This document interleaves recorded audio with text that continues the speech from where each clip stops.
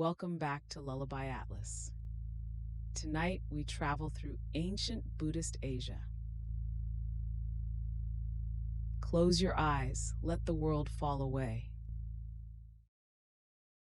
There is a darkness before dawn that is not empty. It holds within it the memory of 10,000 dawns before this one, each pressed gently into the soil of the Bihar plain like the imprint of a hand in soft clay. The air is still.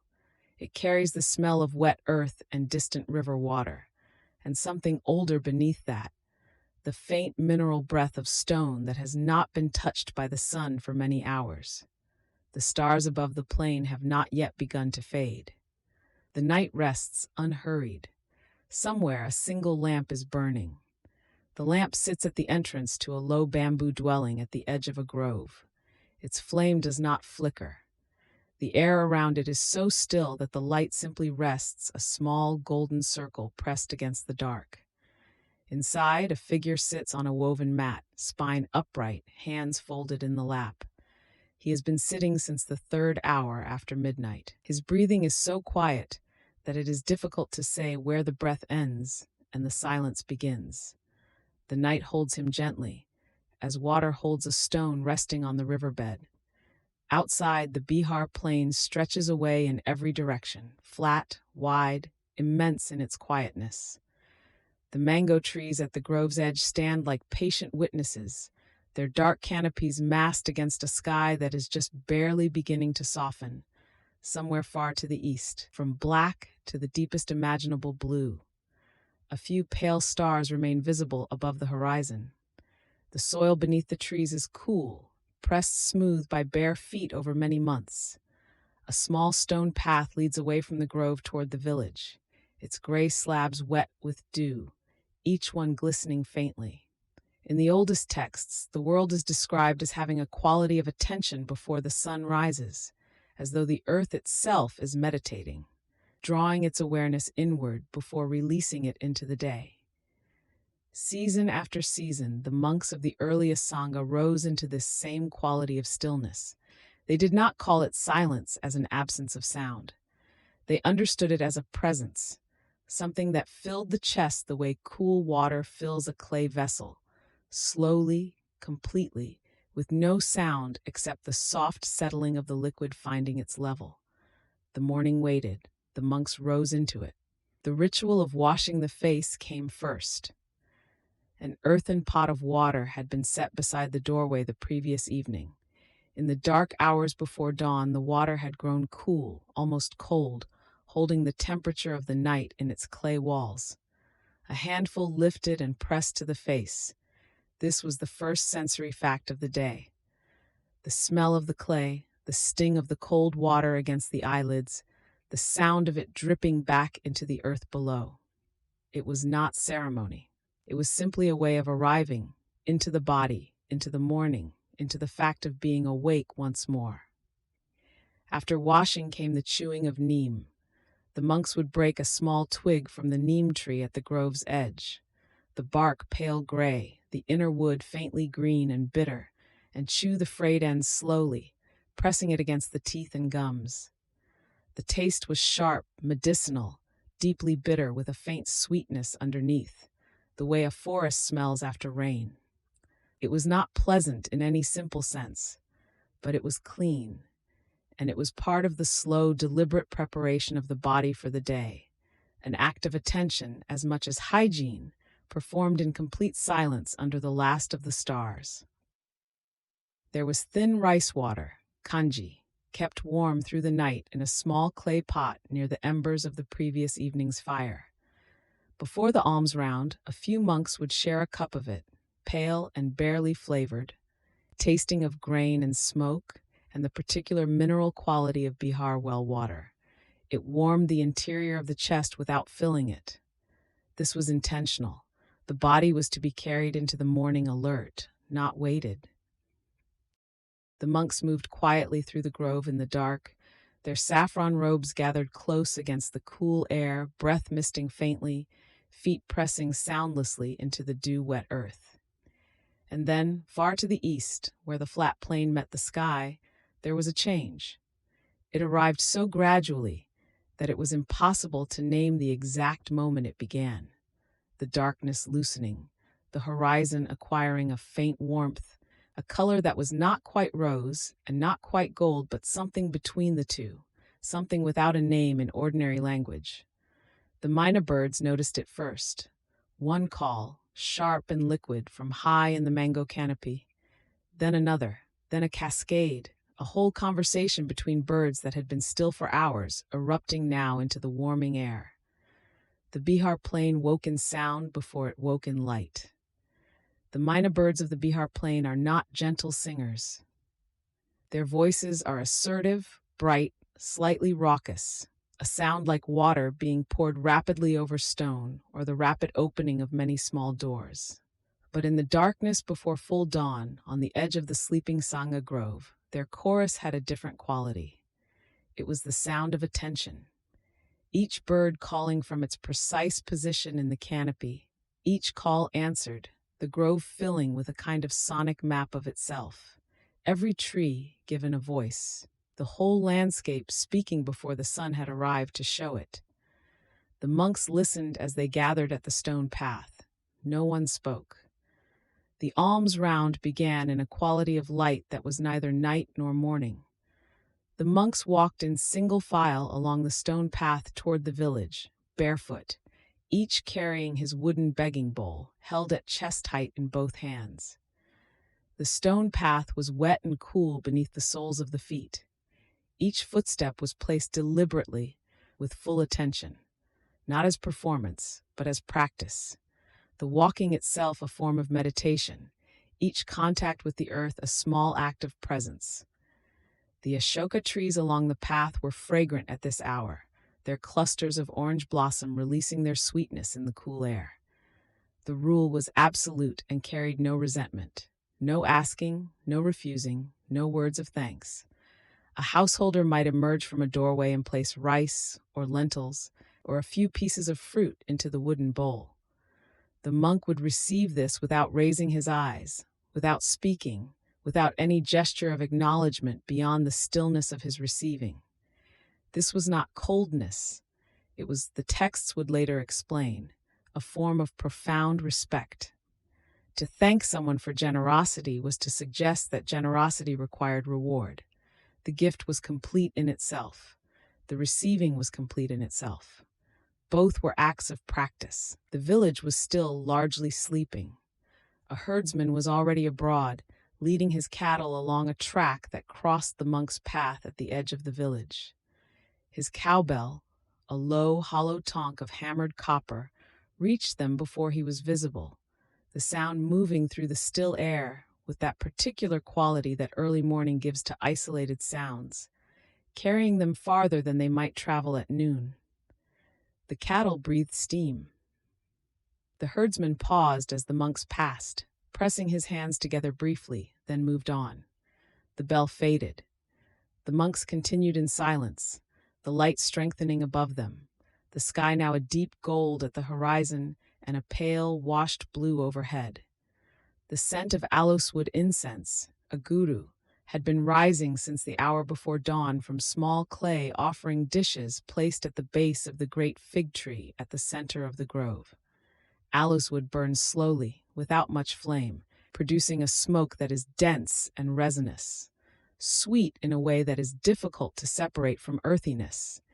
It smells simultaneously of dark forest interior and of something that has been held in warmth for a very long time. The smoke moved horizontally in the still air, drifting in slow ribbons beneath the lower canopy of the fig tree, catching the first arriving light. The whole grove held the fragrance like a cupped hand holds water. The Bodhi tree at Bodh Gaya was a Ficus religiosa, the sacred fig. Its bark was smooth and gray, cool to the touch in the morning, faintly damp where the mist had settled into its ridges. Its leaves were heart-shaped, each one ending in a long, tapering point that trembled at the slightest movement of air, so that even on the stillest morning, the tree appeared to be breathing, its thousands of leaves all in motion at once, catching and releasing the light. Below the tree, the ground was worn smooth by years of circumambulation, the soil dark and pressed, the grass long since gone. Petals from the previous evening's offerings lay scattered across the roots, soft and already browning at the edges. He had sat beneath this tree for 49 days. The texts record this with the same quietness that one might record the number of steps in a path, not as drama, but as a simple fact of duration. The earth had held him. The night had passed through him many times. Rain had come and gone. The dew had settled on his robe and dried and settled again. Birds had moved through the canopy above him in their daily cycles. The river nearby had risen slightly with rains to the north and then returned to its usual depth. The world had continued in its ordinary processes all around him, and he had been still at the center of it, attending. What the morning after that 49th night looked like, the particular color of the sky, the exact quality of the light on the Bihar plain as it arrived, the texts do not say. Perhaps because the moment resists the containers language provides. What is recorded is simpler, that the morning star was visible at the eastern horizon, and that he looked at it, and that something was understood. Not acquired, not created, simply seen, in the way that a thing sitting in a dark room is not created when the lamp is lit. It was there all along, waiting for the right quality of light. The Bihar plain lay quiet around him. The mynah birds were calling. Many days after that morning, the monks who had been his fellow ascetics received him at the deer park near Sarnath, not far from the sacred city of Varanasi, where the river Ganges bends northward in its long curve toward the sea. They had not expected to receive him well. They had felt, when he abandoned the path of extreme asceticism, that he had given up. But he arrived walking along the stone path through the deer park in the late afternoon, and something about the way he walked, something in the quality of his attention, the ease of his movement through the warm air, made the words of refusal dissolve before they could be spoken. The deer at Sarnath grazed among the monks without alarm, moving between the seated figures with the mild indifference of animals entirely accustomed to human proximity. Their coats were tawny in the afternoon light, their hooves small and neat on the short grass. The sound of the park in the late day was the sound of insects, a continuous, layered hum from the tall grass at the park's edge, and the soft percussion of the deer's movement through it, and occasionally a bird call from the grove of ashoka trees, and the sound of the river, faint and continuous, beneath everything. The first teachings were given in this place, in this quality of light, to 5 men seated on the grass. The white stupa of Sarnath received the first light of morning on its curved southern face, turning from gray to rose to gold as the sun climbed the horizon. The stupa was a simple form, a hemisphere of whitewashed stone, rising from a square base, surmounted by a parasol finial of carved stone that caught the light at its edges. It had been built above the earth at the place of the first teaching, as if to mark the spot with a permanent sky, a permanent dome. In the early morning, before the full heat arrived, monks circumambulated it in silence, walking clockwise on the worn path around its base, the cool stone radiating the night's chill against their passing arms. Mahakashapa had been in his cave in the Pipalavana forest for 7 years when the Buddha came to find him. Not continuously, the texts imply, but in essence in commitment, that cave was his dwelling, his practice, his address. He slept on stone. He stitched his robe each morning from burial cloth gathered at the cremation grounds, coarse cloth, smelling faintly of smoke, and something that had once been human, now returned to fabric, now returned to warmth and purpose. Season after season, he sat in the cave mouth and watched the forest change. The rains coming, the leaves going amber, the dry season turning the creek below to a line of white stones. When the Buddha found him, one afternoon in the late dry season, the forest floor thick with fallen leaves, the light coming in low and golden between the trunks. Mahakashapa was in such deep stillness that birds had settled into the folds of his robe along the shoulders and at the lap. Small brown sparrows, their eyes bright as seeds. They had been there, the Buddha later told someone, since that morning. Mahakashapa was breathing so slowly, so quietly, that the birds had taken his stillness for the stillness of a warm stone in the sun. The Buddha sat at the cave entrance and waited. The afternoon moved around both of them. The birds stayed. The communal meal of the early Sangha happened once each day, before the sun reached its highest point in the sky. The monks returned from the alms round and arranged themselves on the stone floor of the meditation hall. A bamboo building, open on 3 sides, the roof thatch casting a dappled shade. The food in each bowl was different, assembled from whatever the village had offered: rice or lentils or boiled greens or a few pieces of mango or tamarind. No one arranged their bowl to look more abundant. No one looked at another's bowl. They ate in silence, and the silence was not awkward, but complete. A silence with texture to it, like good cloth. A young monk had arrived at the Sangha only 2 weeks before, having walked from a village 3 days to the north. He was not yet practiced in the silence of meals, and on the 3rd day he lifted his head and began to speak. A question, well-intentioned, about the quality of the lentils, which were very good.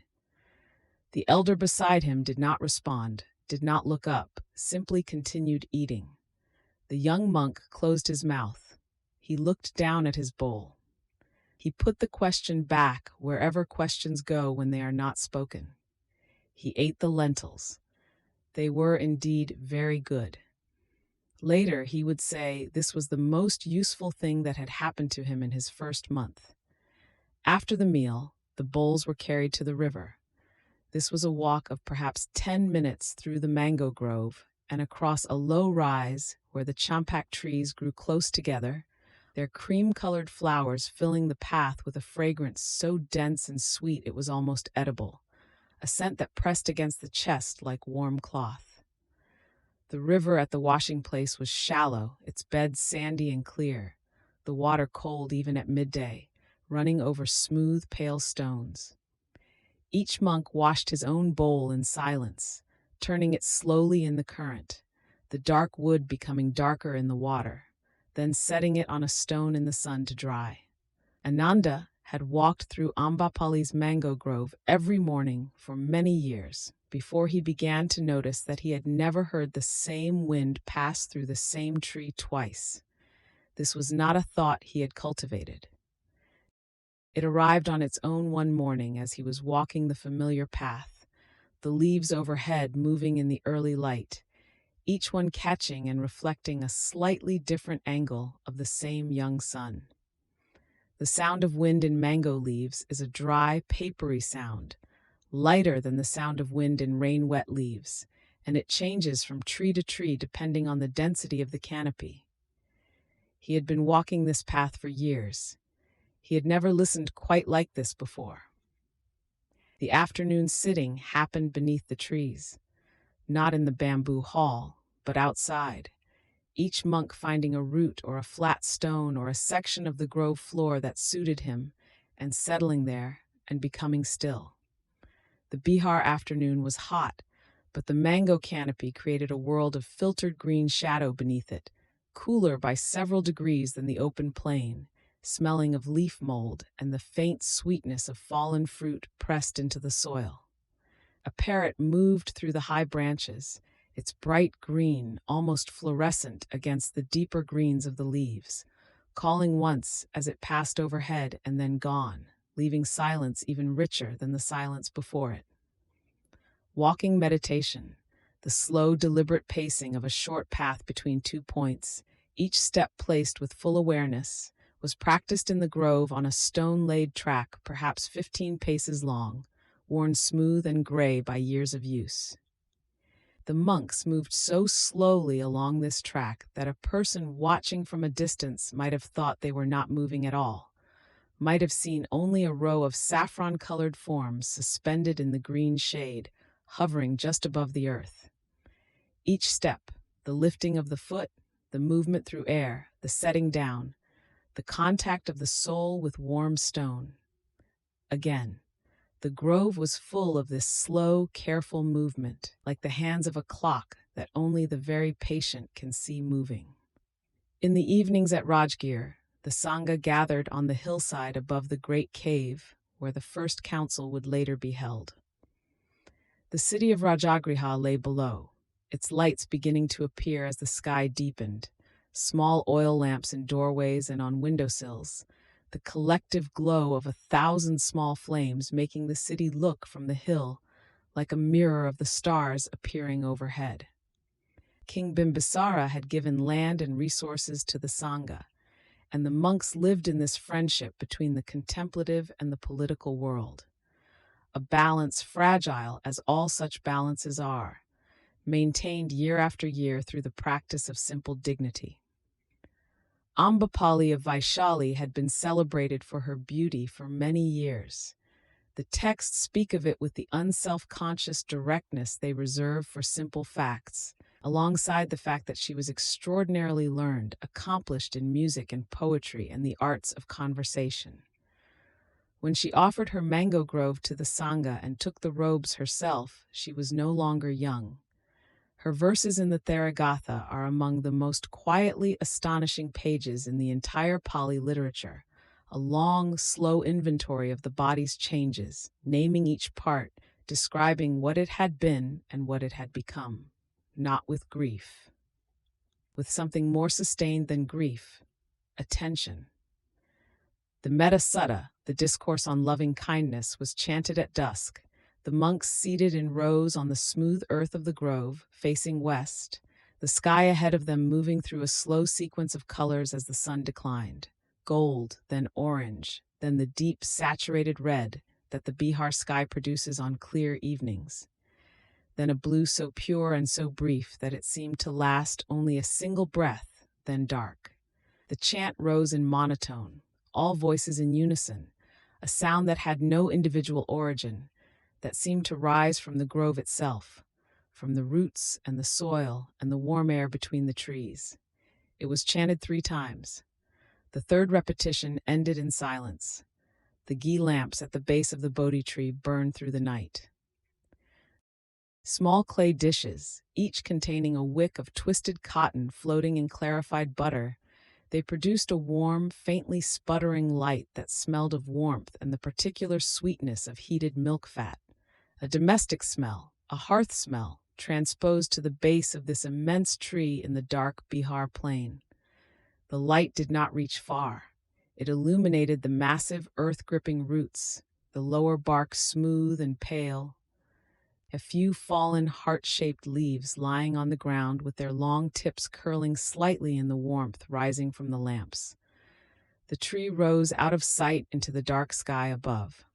The Buddha slept on his right side, one knee resting upon the other, his hands folded near his face. The texts describe this posture as a lion's posture, not in aggression, but in the quiet authority of an animal that knows its own nature completely. He slept 4 hours. Before sleep, his last words to those near him were always some variation of the same reminder, that all constructed things are impermanent, that diligence is the path. Then he was simply asleep, his breathing slow and even, the night around him doing what nights do, deepening, cooling, filling the grove with the sounds of insects and the distant river and the occasional small disturbance of a night bird. Between the 3rd and 4th hours after midnight, and when the camp was most deeply asleep, a single monk remained awake in the grove. Not always the same monk, but always someone. Sitting upright in the dark, wrapped in his robe against the night cold, watching the stars move their slow arc above the fig tree's canopy. The silence at this hour was different from the silence of evening or early morning. It had a depth to it, a completeness. The silence of a world that has released its daytime business entirely and not yet begun its preparations for the next. The monk sat in it, The lamp at the tree's base burned. The stars continued their ancient passage. In the early dawn again the cycle turned. The earthen pot of water waited by the doorway. The neem twig waited at the grove's edge. The stone path waited, wet with new dew, leading toward the village that was not yet awake. The myna birds assembled in the mango canopy with their sharp, liquid voices, delivering the dawn to the Bahar plain as they had done every morning for as long as the mango trees had stood there, which was longer than anyone living could remember. The incense at the base of the tree was already rising. Someone had risen before the others to relight it, to set the first small clay lamp of the day against the roots. The grove received the morning. The day began, as all days do, in ordinary time. There is something that very old places carry, not a weight exactly, but a density, as though time has settled into the soil the way rain settles into clay, and the ground holds what has happened in it at a depth below what the eye can see. The Bihar plain has been flat and wide for as long as the river has been running through it toward the sea. The Bodhi tree has been replaced many times by its own descendants. The tree that stands at Bodh Gaya today is said to be a great-grandchild of the original, grown from a cutting taken to Sri Lanka in the 3rd century BCE, returned to this earth. The roots are new, the place is not. The morning comes the same as it has always come. The day of the Sangha ended as it had begun, in silence in the dark with a single lamp burning somewhere in the grove. The begging bowls had been washed and set to dry and gathered and stored. The meal had been eaten, the teachings had been given and listened to, the walking had been walked and the sitting had been sat. The chant had risen and dissolved into the evening air. Whatever had been understood today would settle overnight into a layer below thought. The way water settles into the ground below a dry riverbed, invisible but present, rising again in the roots of what grows next. Somewhere across the flat plain, a cowbell moved through the dark. The stars appeared, one by one, above the Bodhi tree. Mahakashyapa had found the cave in early spring, when the sal trees were flowering and the forest floor was soft with fallen petals. He had not planned to stay long. A monk's life moved with the rains in the dry season, from one grove to the next, following the rhythm of alms and teaching. But the cave was quiet in a way that the open air was not. A quietness that did not belong to the absence of sound, but to something older, something that had been accumulating in the stone since before the mountain had a name. He sat down near the cave wall, where a root had pushed through the rock in a slow, patient curve, and he closed his eyes. The smell of damp limestone was all around him, mixed with the distant sweetness of wild jasmine threading through the sal canopy outside. A pair of birds called once from the direction of the stream and then fell silent. The morning light entered the cave at an angle, falling across his folded hands and then moving, as it always does, a little further along the floor as the hours passed. The rains came, as they always did in the month of Ashada. They announced themselves first as a heaviness in the air, a pressure that even closed eyelids could perceive. Then the smell, that particular smell of Bihar when the first drops fall onto dry earth, releasing something that has been held underground all through the dry season. Then the sound of water on sal leaves, on stone, on the packed earth of the path outside. Inside the cave, nothing changed. Mahakashyapa sat. The rain fell past the cave mouth like a curtain drawn across a doorway. After the rains, the forest changed its color. The green became darker and more absolute, the kind of green that has forgotten it was ever anything else. Mushrooms appeared along the base of the cave wall, small pale ones, growing in clusters around the root that curved through the stone. Mahakashyapa did not move them. They grew and collapsed and were replaced by others, season after season, their small pale lives complete in themselves, unhurried by anything he might have thought about them. Outside, The sal trees dripped long after the rain had stopped. The first winter arrived in the way that winters arrive on the Bihar plain, not with drama, but with a gradual cooling, a thinning of the air, a shift in the quality of the light from gold to silver. The morning mist settled along the stream below and rose into the forest canopy, softening the edges of things. Mahakashyapa's breath was visible now in the cave mouth, a small ephemeral cloud appearing and dissolving, appearing and dissolving. He had been eating very little, what came to his bowl on the rare mornings he walked down to the village, and his robe had grown loose about him. His robe was not a single cloth. He had made it, as was his practice, from strips of cloth gathered from the cremation grounds and from the roadside, cloth that had wrapped the dead, cloth that had been discarded as worthless. He had stitched these pieces together himself, under lamplight, with a bone needle, until the robe became a patchwork the color of earth in different seasons, ochre, gray, the pale brown of dried lotus stems. It was not beautiful. It was entirely sufficient. In the cold months, he drew it close around his shoulders, and it held whatever warmth remained. The second year passed. The sal trees flowered again. He could smell them from inside the cave, that faint, creamy fragrance that belongs only to Sharea robusta in early spring. And then the rains returned, and then another winter settled its silver light across the plain. A spider built and rebuilt its web across the upper corner of the cave entrance, season after season, patient and without opinion. Mahakashyapa had long since stopped counting the days. The forest had accepted him the way it accepts anything that remains long enough, by growing quietly around him. By the third year, the small animals of the Pipilavana forest had understood that the stillness at the back of the cave was a kind of permanent feature of the landscape, like the root or the stone. A pair of spotted deer came to drink at the stream below and sometimes lingered near the cave mouth in the early morning, their ears turning slowly in the quiet air. A mongoose had made its home in a crevice near the entrance and went about its business without any particular attention to the figure seated at the back. The birds had begun to use the folds of Mahakashyapa's robe as a place to rest. It had begun with a single sparrow, a small brown sparrow of the kind that moves through Indian forests like a rumor, quick and unremarkable. It had landed on his shoulder one October morning and sat there for a time, head tilting, before departing. The next morning it returned.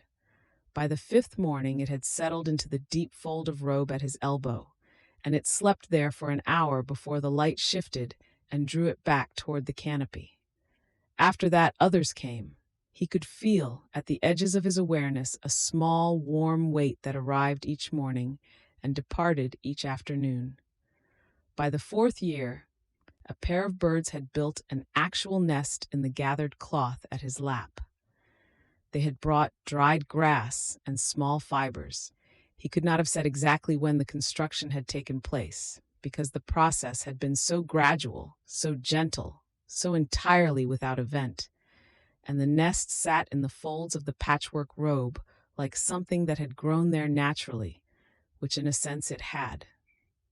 The eggs were laid in the nest, and the eggs were warm, and then one morning the eggs were empty and the fledglings were gone.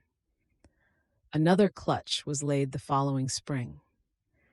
The forest deepened around him year by year in the way that forests deepen when they are undisturbed, not by growing larger, but by growing more layered, more textured, more inhabited at every level from the soil upward. New vines crossed the old ones. The mushrooms at the base of the wall were replaced by a different variety, darker, with gills the color of storm clouds. The stream below the cave shifted its course slightly after a flood in the sixth year, and now ran perhaps 10 paces further to the east, its sound arriving at a slightly different angle through the cave entrance. In the seventh year, the quality of the silence inside the cave had changed in a way that could not be described in ordinary terms. It was not the silence of emptiness. It was the silence of something that has become so full it no longer needs to express itself. The silence of deep water, of old stone, of a lamp that has been burning so steadily for so long that the flame no longer appears to move. The birds nested, the seasons turned. The Bihar plain stretched away in all directions under its enormous sky. Mahakashyapa sat within all of it, and none of it touched him, and none of it failed to touch him. The Buddha came to the Pipalavana forest in the cool, dry season, when the morning air carried the smell of dust and dry grass and the occasional sweetness of wild turmeric growing along the path. He had walked through the sal forest with a small group of monks, and then he had walked alone, because the cave was a kind of place that one approaches alone. He found the entrance easily. The path to it had been worn smooth by 7 years of Mahakashyapa's slow morning walks to the village. He stood at the cave mouth and looked inside. What he saw inside was a figure seated in the back of the cave, robed in patchwork cloth the color of earth, entirely still, with a bird's nest visible in the gathered fabric at the lap. The morning light entered the cave at its habitual angle and fell across the folded hands and the worn robe and the gray stone floor. The Buddha did not call out. He sat down just inside the cave entrance, in the way a person sits when they have arrived somewhere and intend to wait, and he waited. The morning light moved slowly across the floor. A small bird returned to the nest and settled. 7 days passed. The Buddha ate the food that the monks brought to him at the cave entrance each midday. A small portion of rice, some lentils, a piece of dried fruit. He slept near the entrance at night, on his right side, one knee resting on the other, the way a lion sleeps when it is not afraid of anything. The birds in the nest came and went. The stream below the cave continued its altered eastern course. The morning light continued its unhurried journey across the gray stone floor. Mahakashyapa sat. The silence in the cave had now incorporated 2 presences instead of 1. On the 7th day, just at that moment between early morning and full dawn, when the light is neither gray nor gold but something in between, Mahakashyapa opened his eyes. The opening was not dramatic, no intake of breath, no sudden movement. His eyes simply opened, the way a flower opens in time-lapse photography, as if it had always been about to happen, as if the entire 7 years had been a form of preparation for this one unhurried moment. He looked at the cave wall. He looked at the light on the floor. He looked at the figure seated near the entrance. He bowed. It was a long, slow bow, the kind that begins in the deepest part of the spine and moves outward from there, the way a wave moves outward from a stone dropped in still water. The birds in the nest shifted slightly at the movement, but did not leave. When he straightened, he looked at the Buddha for a long moment without speaking. Then he said, "Have you been here long?" His voice was the voice of someone who has not spoken in 7 years. Dry, a little rough at the edges, but entirely present. The cave held the question in its stone walls. The Buddha replied, "Long enough to see how birds nest in timelessness." He said it in the way he said most things, without emphasis, without the particular tone that marks a statement as important, so that it arrived simply as a description of what had occurred, which it was. The birds in the nest were, at that moment, going about their morning business. The light on the floor had moved a little further east. Mahakashpa looked at the nest in his lap for a long moment. Then he looked up. The cave was very quiet. The sal forest outside was beginning to fill with the morning birds.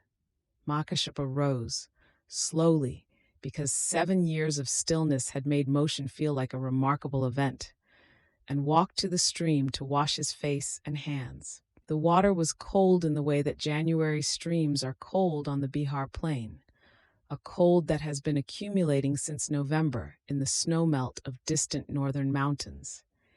He held the water in his cupped hands for a moment before bringing it to his face. The shock of it was complete and exact, and he felt every part of his face receive it. He had forgotten that cold water felt like this. The world was very precise this morning. Later, in the months that followed, other monks would come to the Pipalavana forest to sit in the cave for shorter periods, a week, a month, a rain season, and they would report that the silence there was different from the silence of other caves. It had a quality they struggled to name. One young monk said it felt like cloth that had been washed so many times it had become completely soft. Another said it felt like the inside of a bowl that had been used for 7 years and never once been empty. The cave did not agree or disagree. It simply continued to be quiet in the way it had learned. The mango grove that Ambapali had given to the Sangha lay perhaps 2 days' walk from the cave, on the far side of Vaishali, where the land flattened further and the mango trees grew in long rows that had been planted many years before by gardeners who understood the pleasure of shade.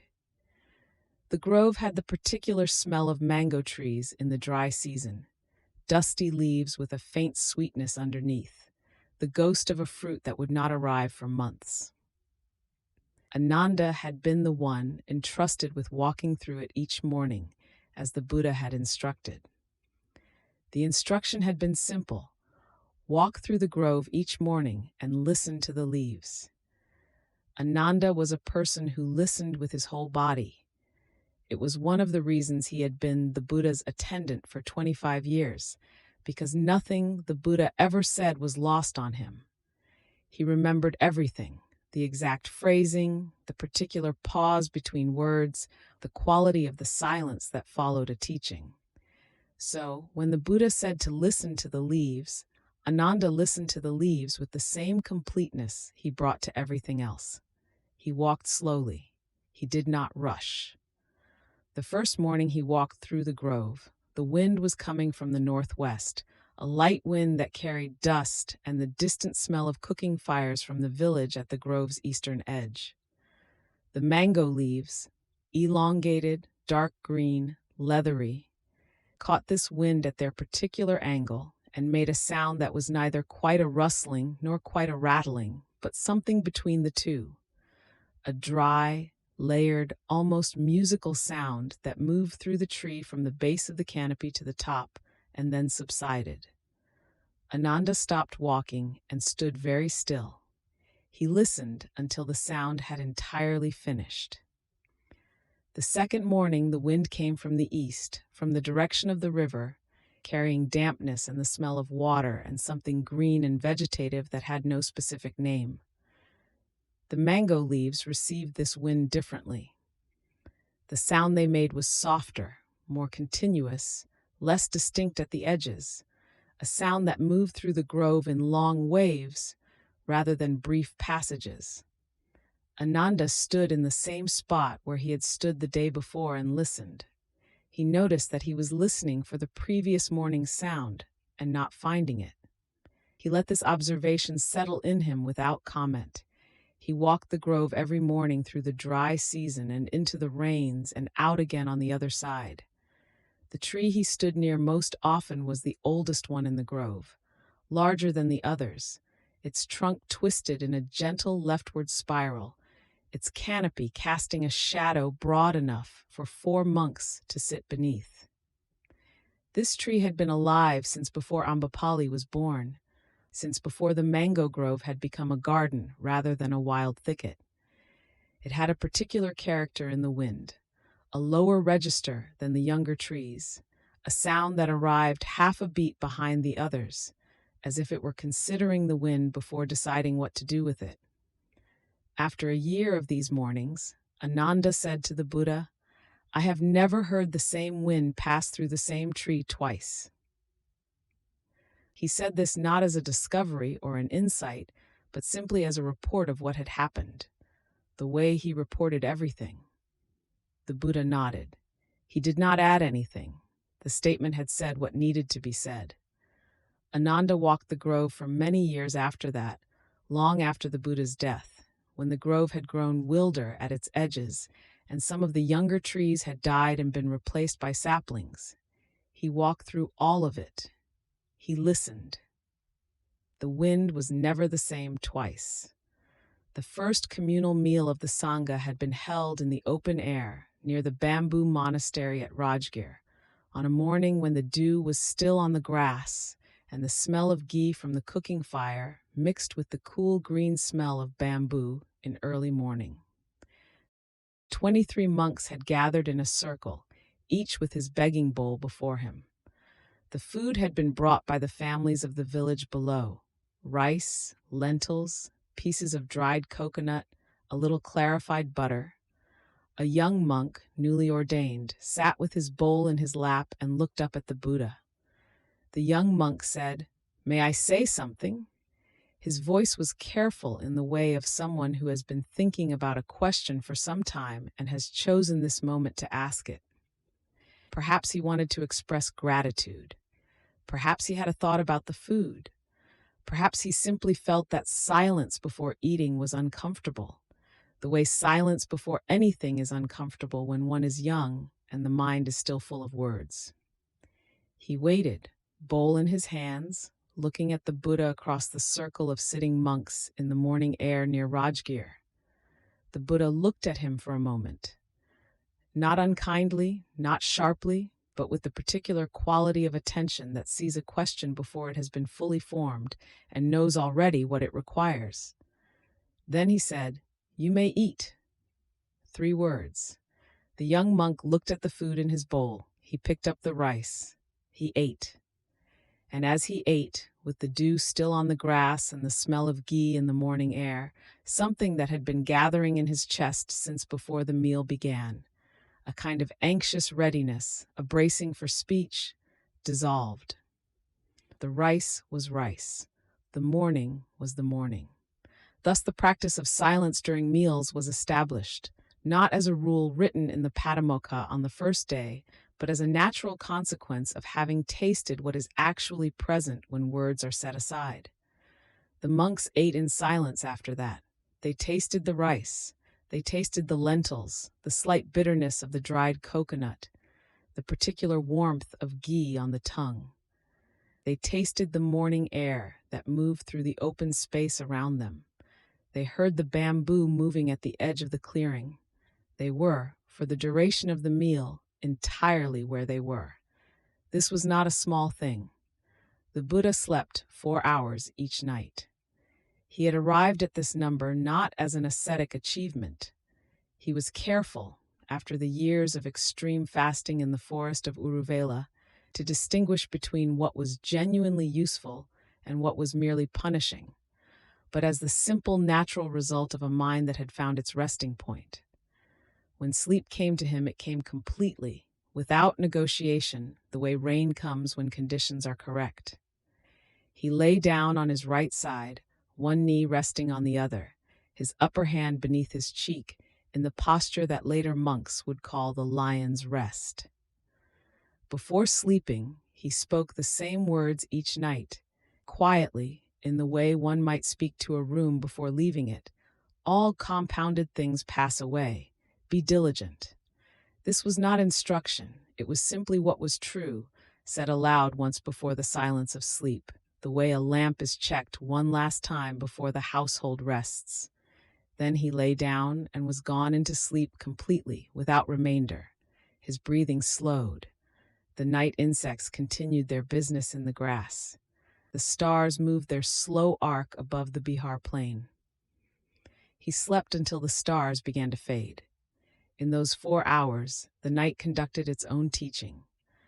The fireflies moved through the mango trees at the edge of the monastery garden, their light appearing and disappearing in the dark foliage with no particular pattern and no particular purpose beyond itself.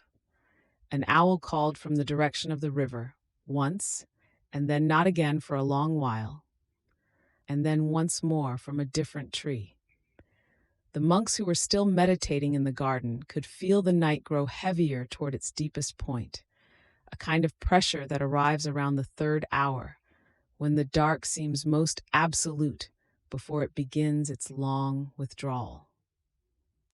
The Bahar Plain in those last hours before dawn was a landscape of pure sound. The insects, the owl, the distant river, the occasional long exhalation of a sleeping monk, the tick of cooling stone in the monastery walls, the bamboo shifting in the faint pre-dawn air.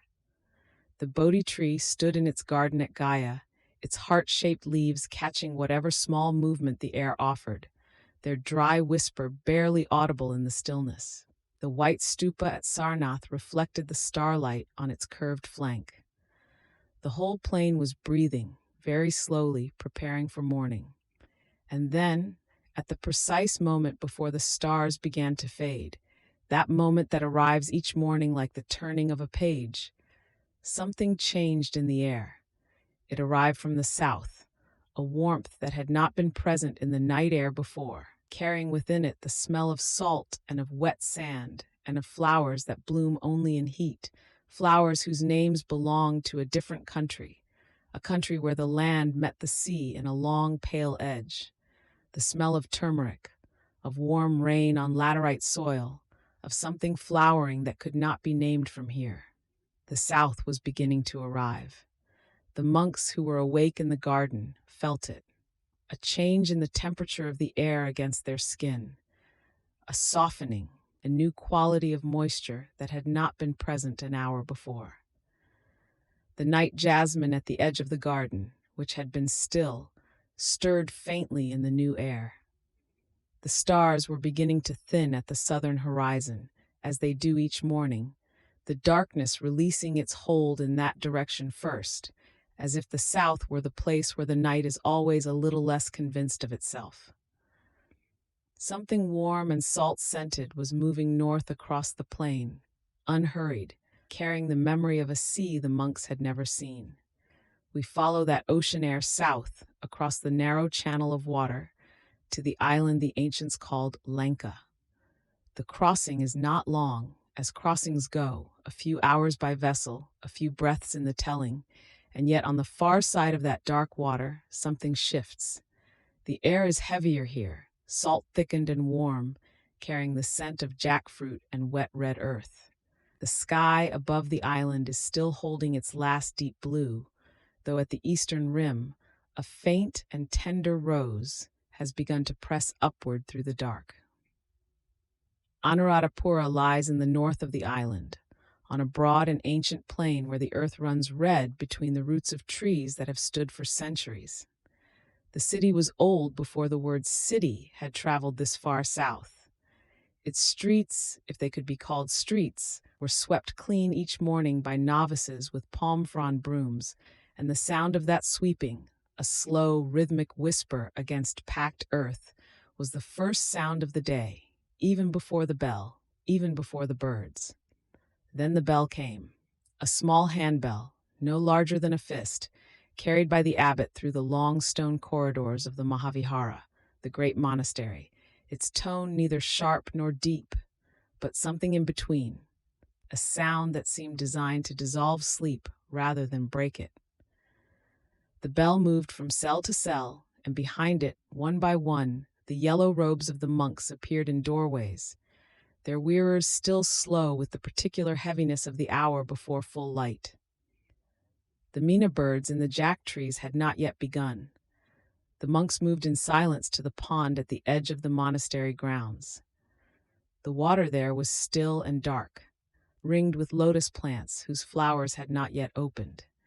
Each monk knelt at the edge, gathered 3 cupped handfuls of water, and brought them to his face, the first cold of the morning pressing against the warmth of sleep. The sound was very small, a soft pouring 3 times, and then the quiet rearrangement of robes as each man rose. The pond returned to stillness before the last monk had turned away. Beyond the pond, the Ruwanwelisaya Mahastupa rose against the sky. It was enormous, 120 meters of white lime plaster curving upward in the shape of a great bubble caught mid-rise, as though the earth itself had exhaled something sacred and then held its breath. In the rose-purple light of early morning, the stupa did not look built. It looked grown.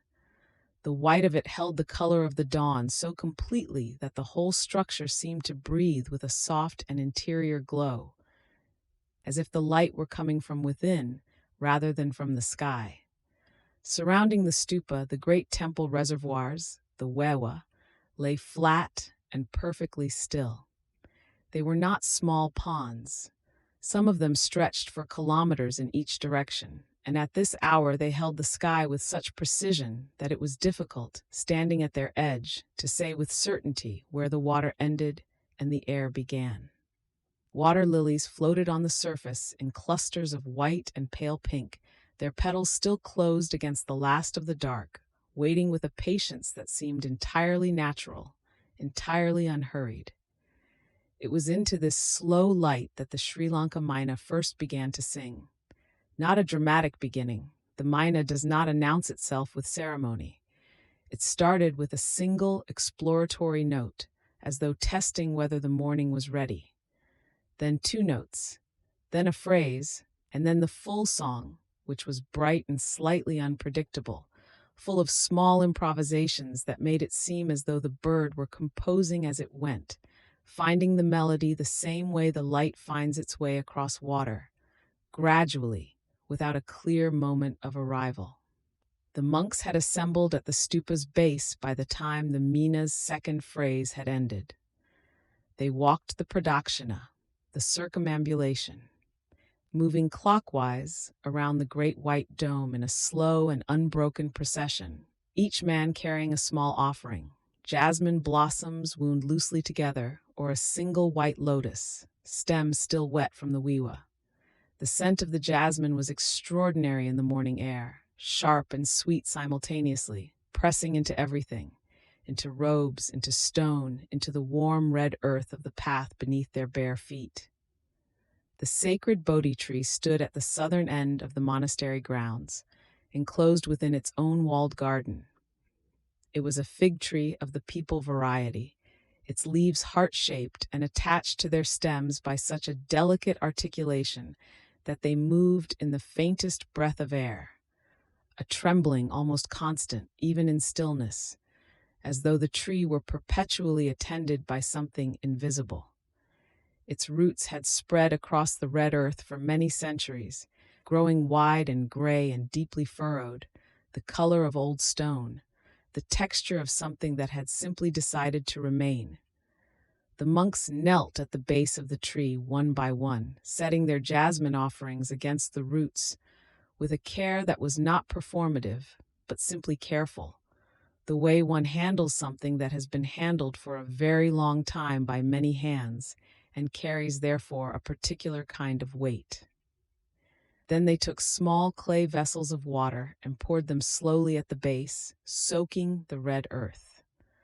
The water darkened the soil and spread outward around the great roots, and for a moment the morning smelled entirely of wet earth and jasmine, a combination that the body understands without being told what to do with it.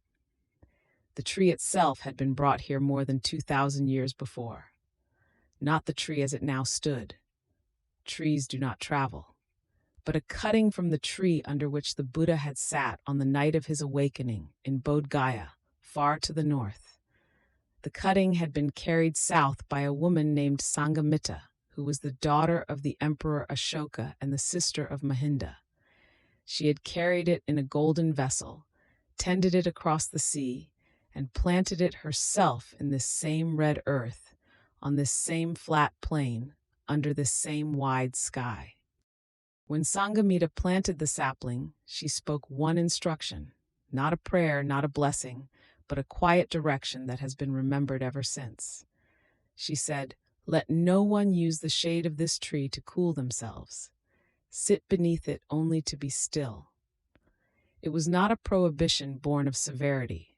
It was a recognition that shade in itself is a small relief, a transaction between body and world, and that this tree was intended for something beyond relief, something that required the meditator to arrive without agenda, even the small agenda of coolness. Season after season, the tree had grown. Rains had come and gone across the plain. Kings had built their great white stupas and eventually left the world as kings do. Languages had shifted, dynasties had risen and receded, armies had passed through the red dust of the plain and then dissolved into history. Through all of it, the tree had remained, tended, always tended, its roots watered, its leaves touching the air of 23 centuries with the same slight trembling. It was the oldest living tree in the world for which anyone had ever written down the date of planting. Monks had sat beneath it in the manner Sanghamitra had described, still, without agenda, for all those centuries. There was no record of what they had understood in that stillness, because understanding of that kind does not lend itself to records. What remained was the practice itself, the act of sitting, the slight trembling of the leaves overhead, the cool gray roots beneath, the red earth, the open sky. These things had not changed in 2,000 years. The monks who sat beneath the tree in the early morning of this particular century were doing precisely what the first monks had done, in precisely this same place. After the morning circumambulation, after the offerings and the water and the sitting, the monks returned to the Mahavihara for the first meal. On the full moon days, the Poya days, which came once each month with the reliability of the tides, the meal was kiribath, milk rice cooked slowly until the coconut milk had absorbed entirely into the grain, producing a dish that was dense and sweet and faintly fragrant, served on a broad green coconut leaf. The smell of the coconut milk, heating over the wood fire, reached the dormitory corridors before the monks had fully assembled, something warm and almost creamy hanging in the cool morning air.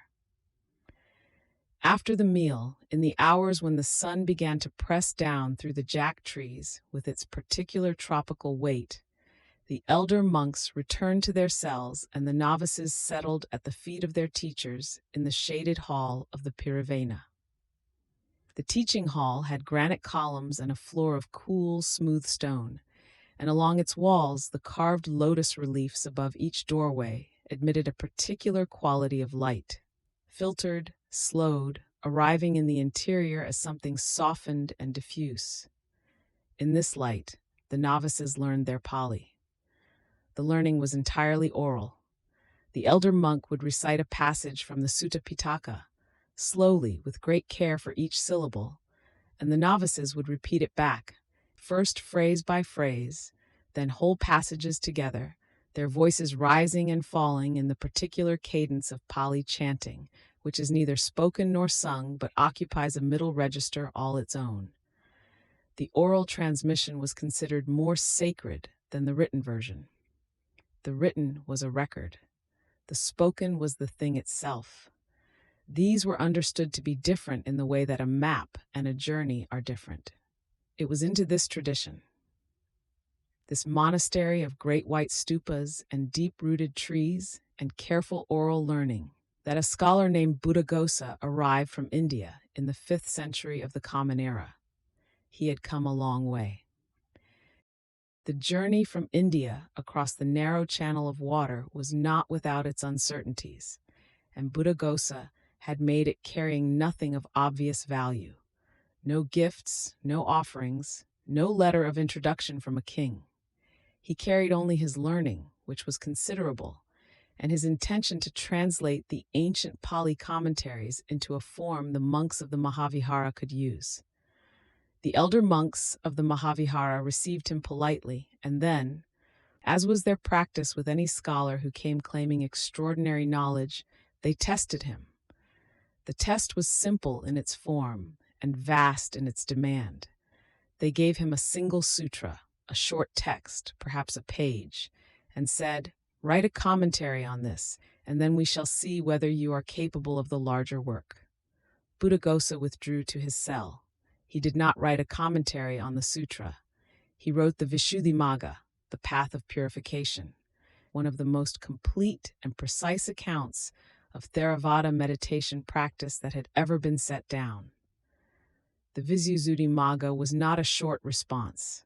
It was a systematic map of the contemplative path from its first moral foundations to its furthest reaches, a work of such careful organization and such precise attention that later scholars would study it for the next 15 centuries without exhausting its detail.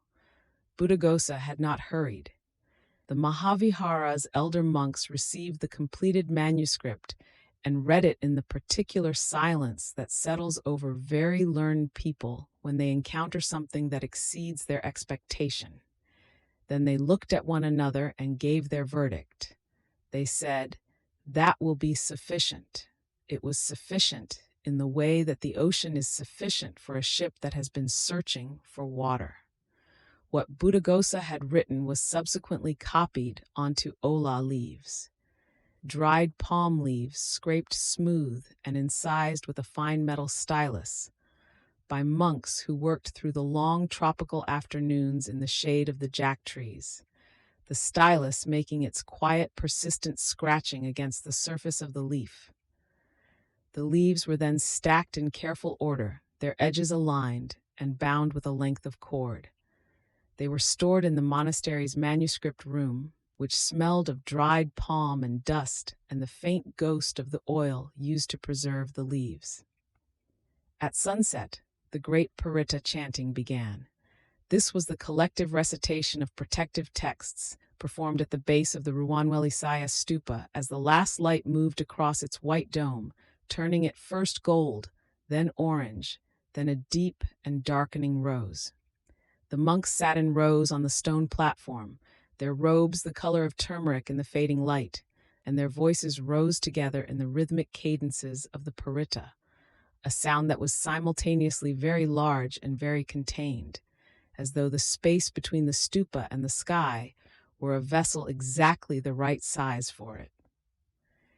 At the close of the Paritta, there was a moment of rhythmic hand-clapping against the ground, palms flat on the stone platform, a sound like rain arriving suddenly on a dry surface. It lasted perhaps 30 seconds and then stopped, cleanly, all at once, replaced by a silence that was distinctly different from the silence before it.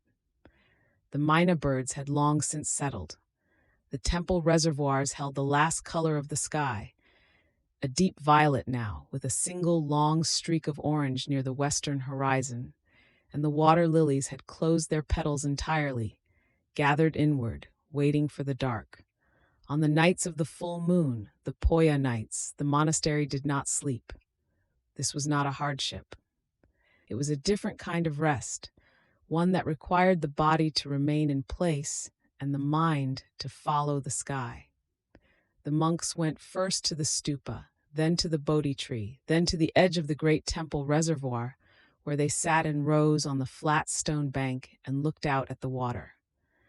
The moon on Poya nights was not merely visible. It was present in the reservoir as though it had descended and placed itself beneath the surface, quiet and cold and enormous.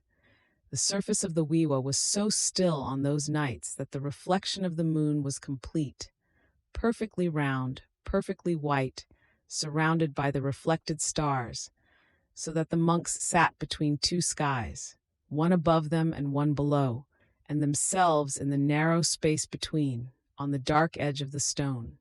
The water lilies floated at the perimeter of the reflection, their closed white petals holding small beads of moisture that caught the moonlight and gave them a quality of faint interior luminescence, as though each blossom were remembering the sun from the inside.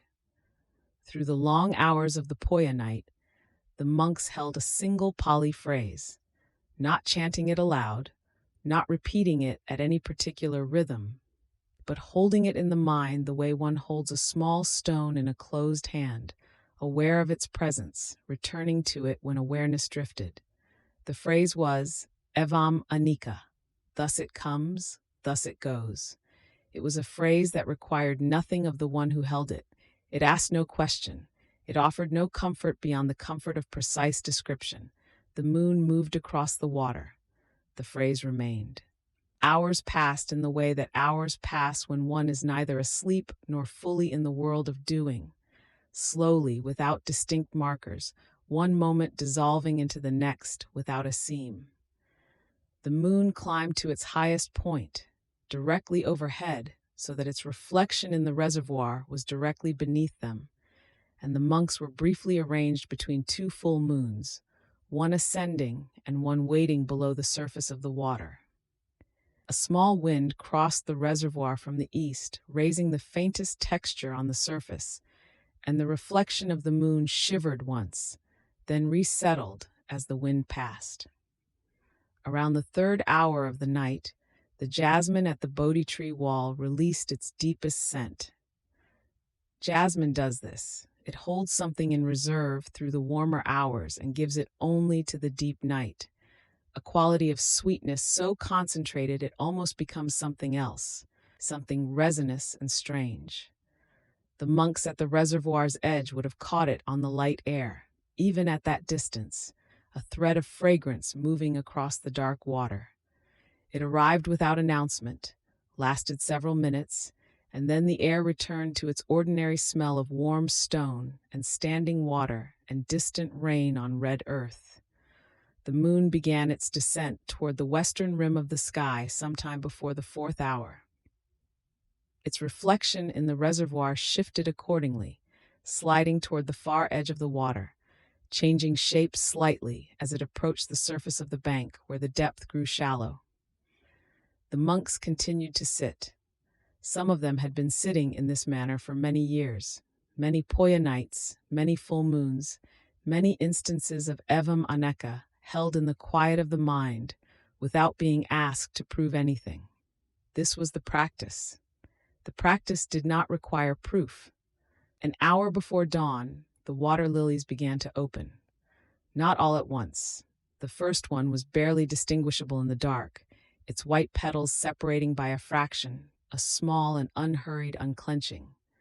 Then another and another, the process entirely silent, entirely gradual, so that a monk watching carefully could observe it only as a kind of slow change in the quality of the white, from the compact, closed white of a gathered petal to the opened, broader white of a flower receiving what was coming. The eastern sky had not yet changed. The lilies knew something the sky had not yet announced. Then, as it always does, the sky began. The change at the eastern horizon was at first no more than a shift in the quality of the dark, a lessening and opening, as though the black were becoming permeable. The stars nearest the horizon dimmed before the others. A gray appeared, and within the gray a faint warmth, and within the warmth, slowly, the rose. The great white dome of the ruin Wellesaya caught it first, turning from gray to pale gold to a delicate, suffused pink that moved across its surface from east to west like a slow exhalation. The monks rose from the reservoir bank in the same silence in which they had sat.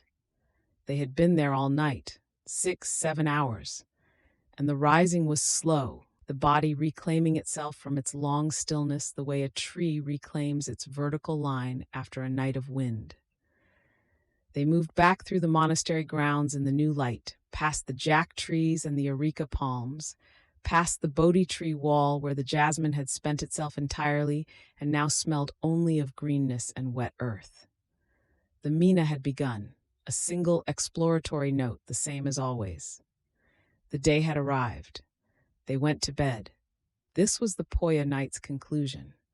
Not a ceremony or a formal ending, but simply the monks returning to their stone cells and lying down as the day fully arrived above the island.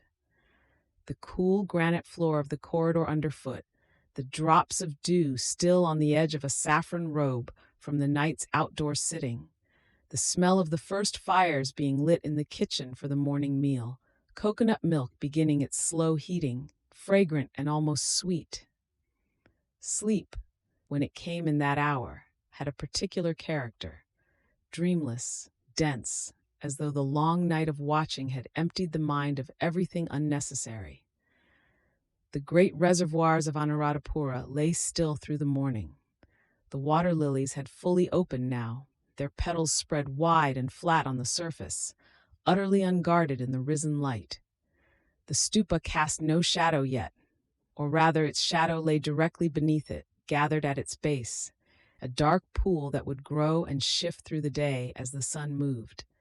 The palm fronds along the reservoir's edge moved in the ocean breeze that came north each morning across the narrow channel of water, carrying its salt and its warmth, arriving as it always had, as it would always arrive.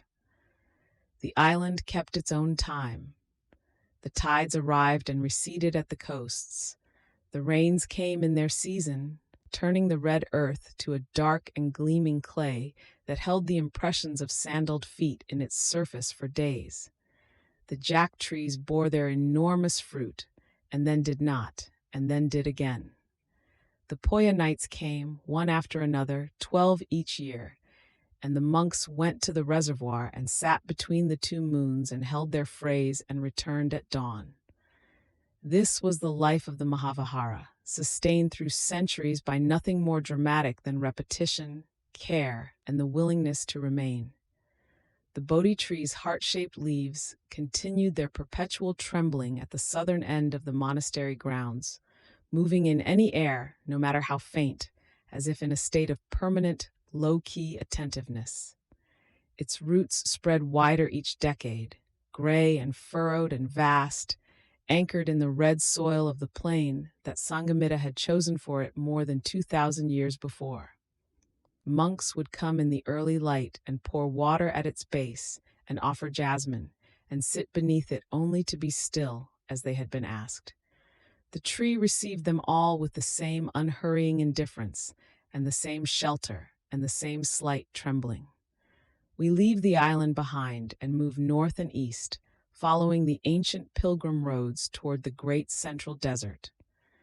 The ocean smell recedes slowly, replaced first by the dry warmth of lowland rice plains, then by the thinner air of mountain passes, then by something older and more austere, the scent of sand that has lain undisturbed for centuries, acrid and faintly mineral, carrying within it the memory of every caravan that had ever crossed it and been absorbed, eventually back into the silence it had briefly interrupted. Inside the Dunhuang cave, an oil lamp burns. It has always burned here, so it seems, a small clay vessel of sesame oil with a twisted cotton wick, its flame no larger than a thumbnail, yet sufficient in this low chamber to reveal the walls in their entirety. The walls are alive with figures, thousands of them, bodhisattvas in lapis lazuli robes, their hands raised in gestures of great patience, celestial musicians suspended in gold leaf, donors in gray silk, all of them painted onto the sandstone so long ago that no one living remembers the painter's name. The smell inside the cave is of old ink and compressed stone. There is also something fainter beneath it, sandalwood resin that has been absorbed into the rock over centuries, exhaled so slowly that on certain mornings it is barely distinguishable from the stone itself. The lamp flame bends once toward the entrance, where a desert wind has found the narrow fissure in the cliff face, and then straightens again. The painted figures do not move. They have not moved for more than 1,000 years, and yet in the lamplight the gold of their robes seems to breathe. From inside this cave it is possible to hear the desert, not dramatically, not as a roar or a declaration, but as a constant low frequency, the way the wind moves through the rock fissures at the cliff face of the Mogao. The monks who carved these chambers and painted these walls named the mountain above them Ming Sha Shan, the singing sand mountain. They meant the sound literally. On certain evenings, when the wind moved at a particular angle through the dunes outside, the entire cliff face hummed, and the sound entered the painted chambers and moved among the figures, and it seemed briefly as though the painted deities themselves were giving voice. The caves were begun in 366 CE by a monk named Lazun, who, according to the old accounts, saw a vision of golden light above the cliff and began to carve. Season after season, other monks came and continued carving and painting and praying. By the time the Tang dynasty was in full presence, by the time Xuanzang himself walked this road, There were already hundreds of chambers stacked along the cliff face like rooms in a vast vertical monastery. Connected by wooden walkways that swayed slightly in the wind, their timber faded to the same pale color as the sand. Inside the cave, a monk sits before a low writing table. He is a copyist. He has been a copyist for 11 years. His bamboo brush rests in an ink pot of ground pine soot mixed with water, and the manuscript he is copying lies open before him, a sutra in careful square characters, the paper slightly warped from previous hands. He begins each morning with 2 prostrations and a breath held long enough to feel the stillness of the room. Then he writes, 10 pages on a good day. The lamp burns beside him, and the painted walls observe him, and outside the desert does what the desert does. The characters he copies are not his composition. He knows this and finds it settling rather than diminishing. He is a vessel for something that arrived before him and will continue after him. The sutra is the Diamond Sutra, translated into this form of Chinese by Kumarajiva 2 centuries earlier in Chang'an, in a translation chamber that Kumarajiva had filled with 100 assistants, reading aloud and correcting and reading aloud, until the language was as clear as river water over flat stone. The copyist does not think about Kumarajiva. He thinks about the next character, and then the next. Kumarajiva had come from Kucha, the great oasis city to the west along the road, a city of mud brick walls and poplar trees, of caravanserai courtyards where merchants slept under open sky, and monks offered water and rice to travelers at the gate. He had been raised in the monastery there, where the earliest Buddhist cave paintings in this region covered the rock in blue-green pigments made from lapis lazuli ground to powder, a blue so particular and so dense that it seemed less like a color applied and more like the rock's own deepest interior revealed. Kumarajiva had translated 98 texts: the Lotus Sutra, the Diamond Sutra, the Vimalakirti Sutra. He had been brought to Chang'an not entirely by choice, captured by Chinese troops who had come for him specifically, as one might come for a great scholar or a rare mineral.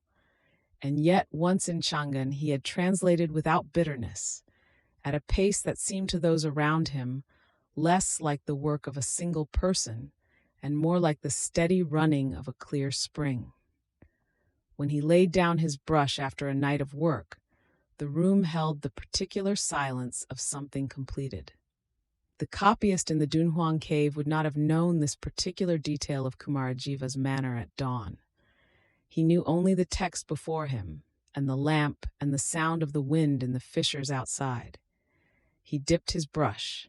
The ink, black and faintly lustrous, rose into the bristles and descended again to paper in a character that meant, in this particular arrangement, something close to what cannot be grasped by grasping. He wrote it carefully. The lamp flame bent once more toward the entrance and then returned. The painted walls continued their long vigil. Outside the cave, the Silk Road continued its slow commerce. Caravans of camels moved along the southern rim of the Taklamakan Desert. The desert whose name, in the Uyghur of the traders, meant something like "you go in and you do not come out," though the traders said it without particular alarm, as one states a climatic fact. The camels were loaded with bolts of silk, with cakes of compressed tea, with copper mirrors, with glass beads from the Mediterranean coast, with manuscripts wrapped in oiled leather and bound with cord, traveling west to east and east to west along a road that had been worn into the earth by centuries of the same footfall. At the oasis cities, Kashgar, Kucha, Turfan, Dunhuang, the monks rang bells when a caravan appeared on the horizon. The bells were small and clear, and their sound carried farther in the dry air than one might expect. By the time the first camel reached the monastery gate, there would be 2 monks waiting with clay bowls of water and a pot of rice kept warm on a brazier of dried dung. The merchants accepted this without ceremony, as they accepted the poplar shade and the dates that grew in the oasis gardens. In the desert, hospitality was a form of navigation. Before the storms came, there were signs. A change in the quality of the light, a slight yellowish thickening at the western horizon, as though the sky were considering something. A cessation of wind that lasted perhaps 30 minutes, during which the desert became so quiet that the monks inside the caves could hear the candle flames. Then the Karaburan arrived, the black storm, a wall of sand 300 meters high, dark at its base and lit from within by a static that was not quite lightning, moving at the speed of a running horse across the open plain. When the monks of the road saw the storm coming, they did not panic.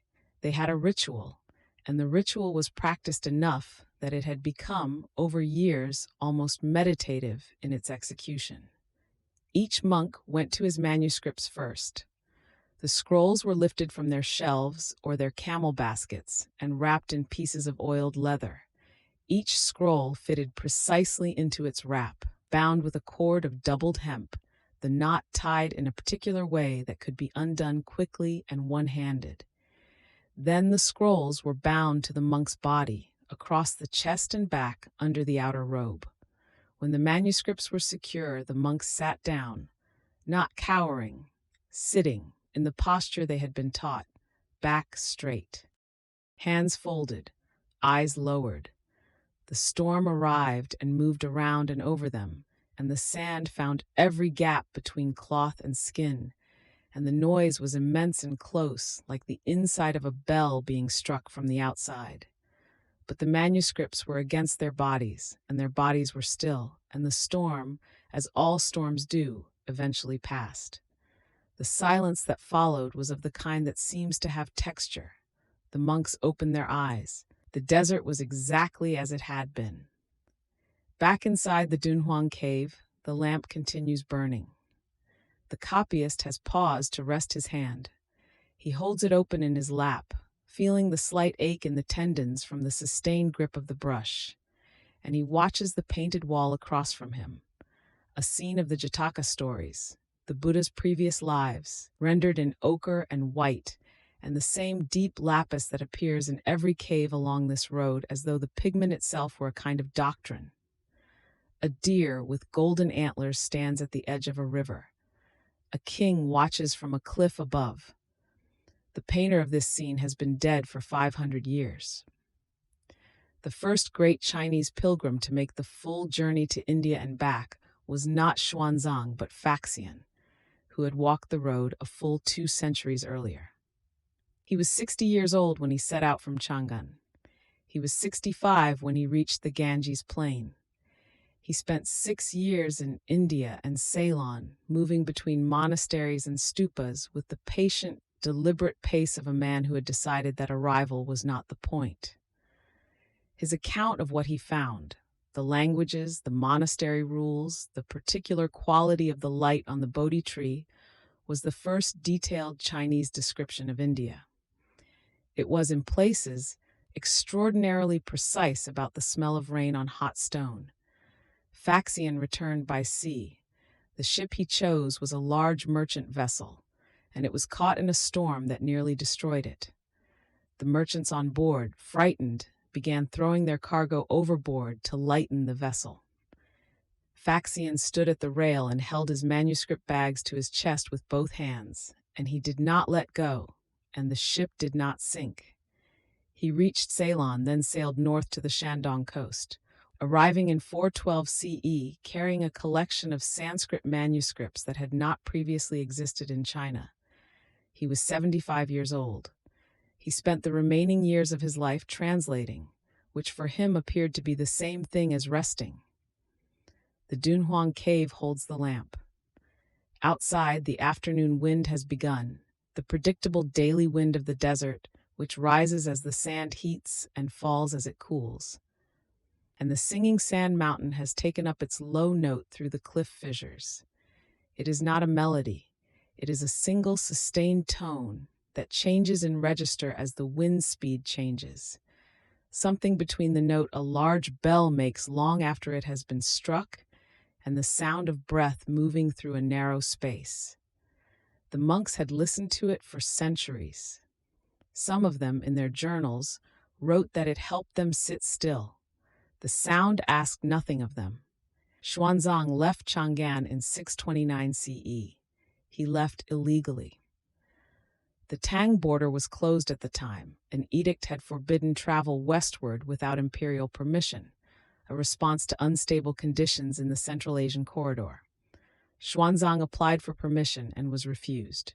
He waited a year. Then, during a period of famine that had thinned the border patrols, he slipped through the Jade Gate at night with a single horse and no attendant and crossed into the desert that lay beyond Chinese authority. He was 27 years old. The stars above the Jade Gate that night were thick enough, by some accounts, to cast faint shadows. The Lop Desert was the worst of the crossings.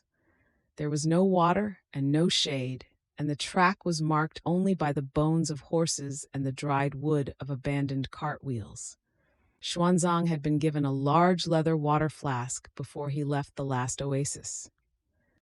In the desert, he knocked it over by accident. The water sank into the sand immediately. 5 days of desert remained ahead of him. He had 4 days of water left in his body, perhaps less. He continued walking.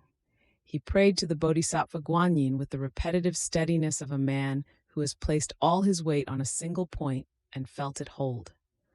On the 5th night, he dreamed or saw a figure of great luminosity standing in the dark of the desert, pointing north. He woke in the cold before dawn. The desert at night in late summer drops its temperature with the efficiency of stone, and he turned his horse north, which was not the direction of the road. He rode for perhaps half a day. Then the horse stopped and would not be persuaded forward, and Xuanzang looked down and saw grass, green grass, growing from soil that was damp. 20 steps further, a pool. He drank. The horse drank. He filled the water flask and sat for a long while in the shade of a single desert poplar that stood beside the pool as though it had been waiting. He slept one night beside the pool. The account in his travelogue notes this with characteristic brevity. He slept, he rose, he refilled the flask, he continued.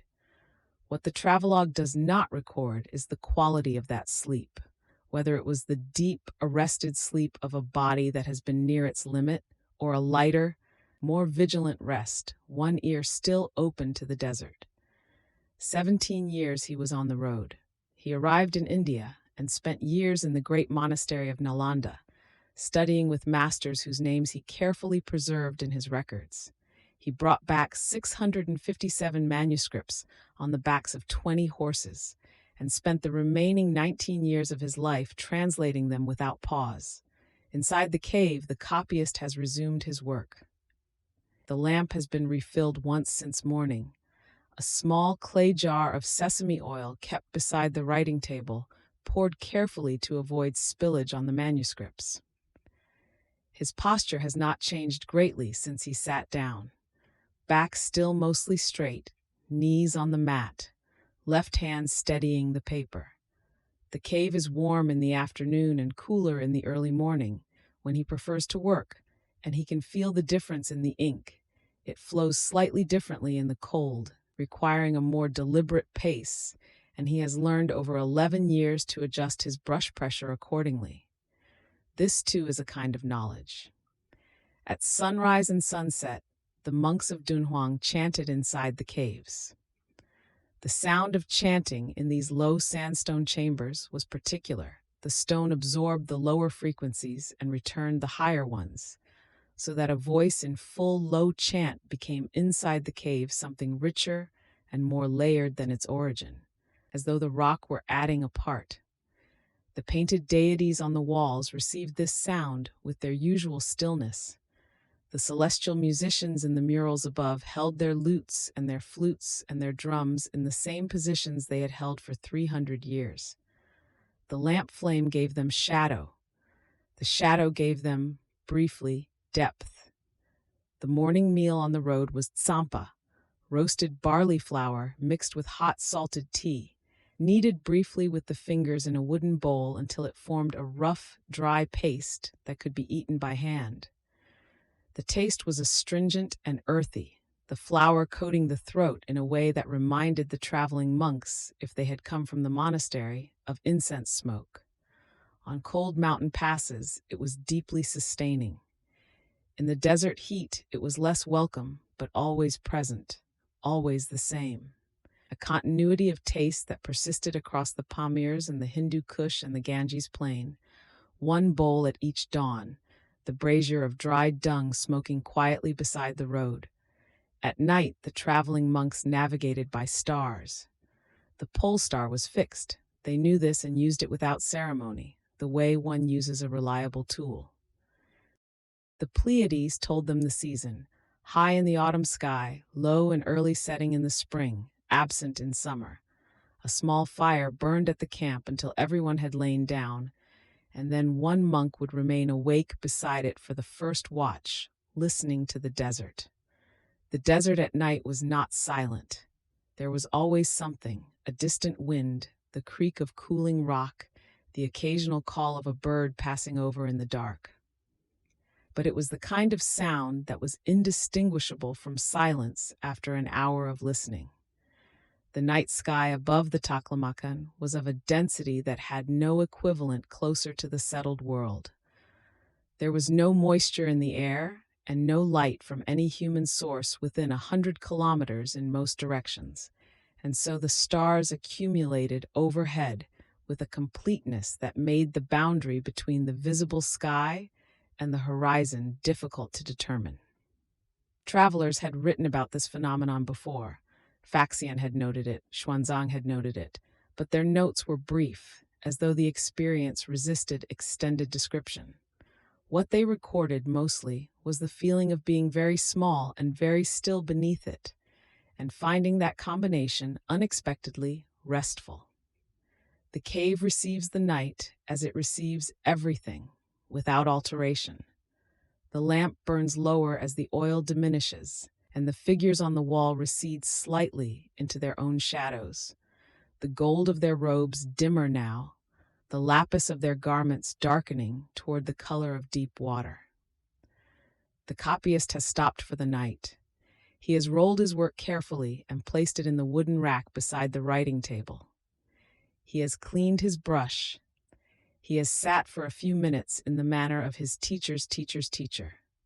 Not formally, not with effort, just sitting, with the particular attentiveness that arises when there is nothing left to do and one has not yet decided to sleep. The flaming mountains near Turfan are red sandstone formations that glow at sunset with a color so saturated that the old accounts compared them to burning coal. Xuanzang passed them and noted the heat. The ground temperature in midsummer could blister the sandals off a traveler's feet, and noted the color, and moved on.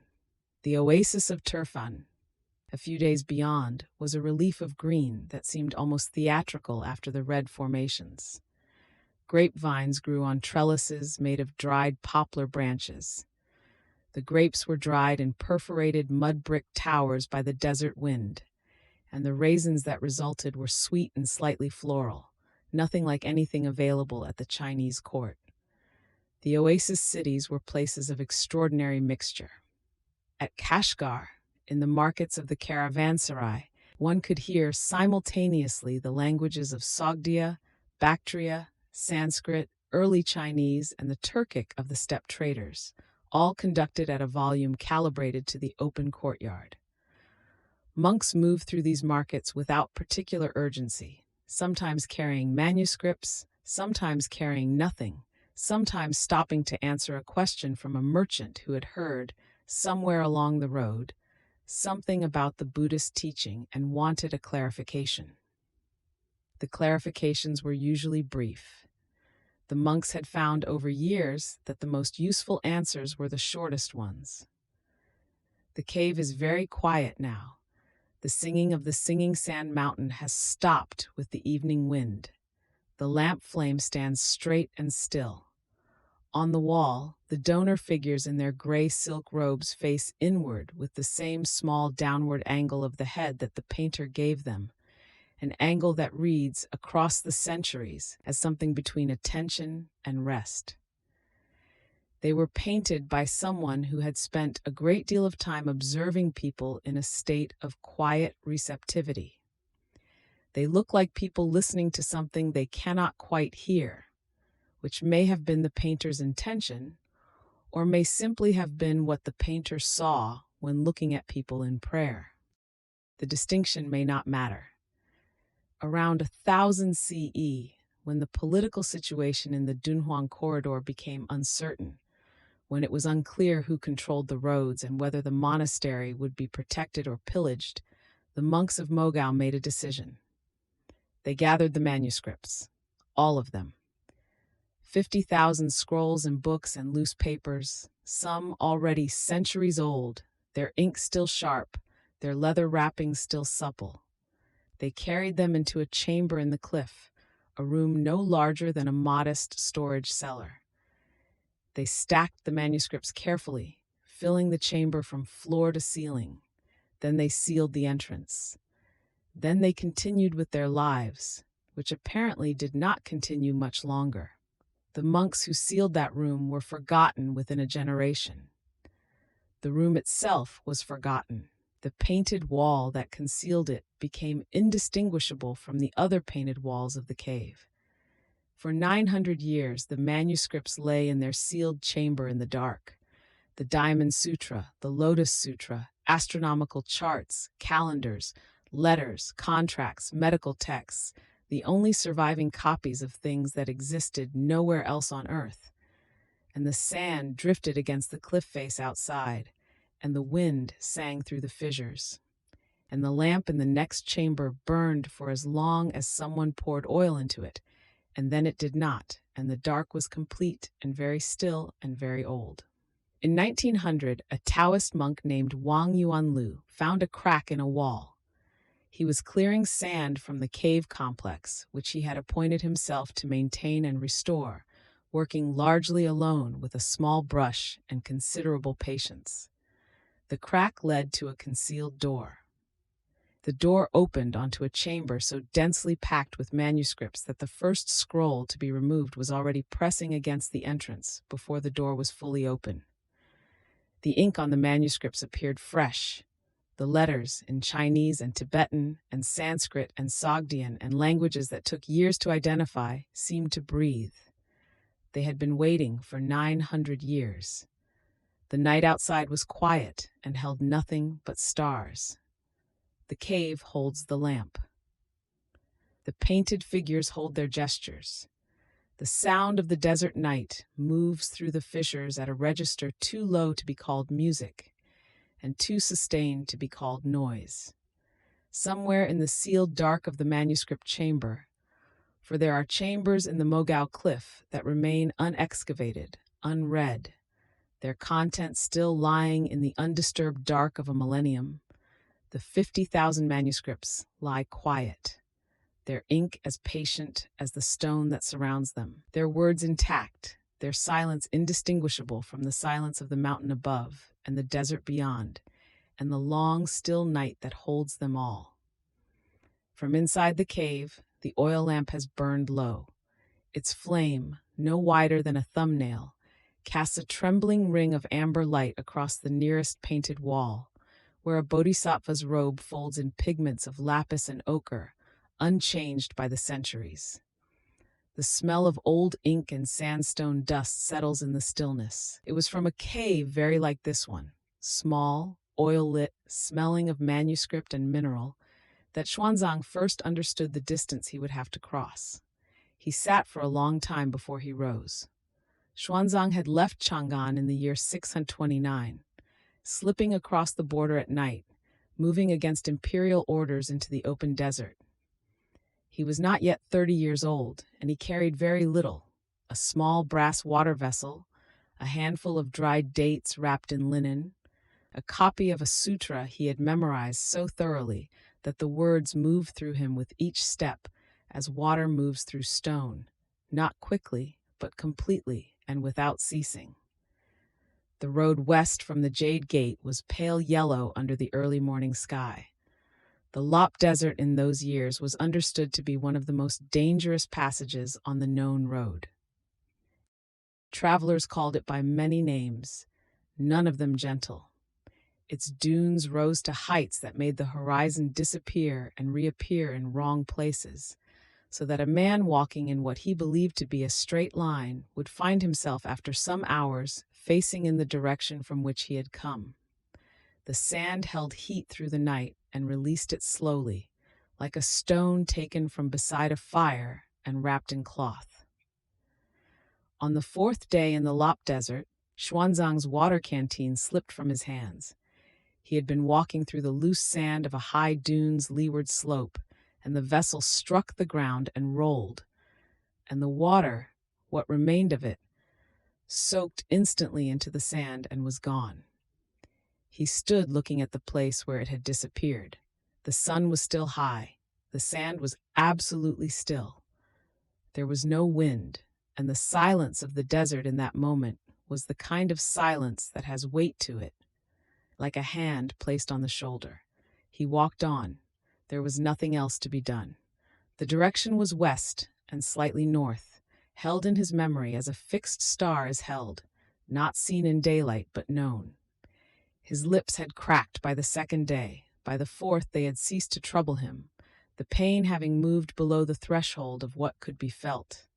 He recited the name of Guanyin with each step, not urgently, not as a cry, but as a rhythm, as a monk recites through long hours of chanting, the words becoming breath, and breath becoming something slower still. The fifth night came down quickly, as desert nights do, the temperature falling in the space of an hour from the searing heat of late afternoon to a cold that had edges to it. Xuanzang lay down in the lee of a dune, pulling his robe close, his face turned upward toward the sky. The stars above the Taklamakan in those conditions, no fire, no settlement within 100 kilometers, no dust in the air from caravan traffic, were not what a city dweller would call stars. They were something else. The sky was white with them. The darkness between them was barely visible. He slept, and in the sleep that came upon him, thin sleep, the sleep of extreme thirst, not deep but not entirely shallow, Guanyin appeared. Not with drama, not announced by light or sound. The bodhisattva was simply present in the way that certain presences are present in dreams, as a quality of the air, as a direction given without words. Xuanzang understood, in the logic of the dream, that he was to turn north, north and slightly east. He understood this the way one understands something in sleep, completely, without question, without the need to ask why. When he woke, the sky was turning from black to the deep blue that comes before gray, before the first pale line of dawn. He turned north, as the dream had indicated. He walked. The sand was cold beneath his sandals, and the cold had a clarity to it, a sharpness in the air that was different from the night's dry cold, something faintly moist, faintly green.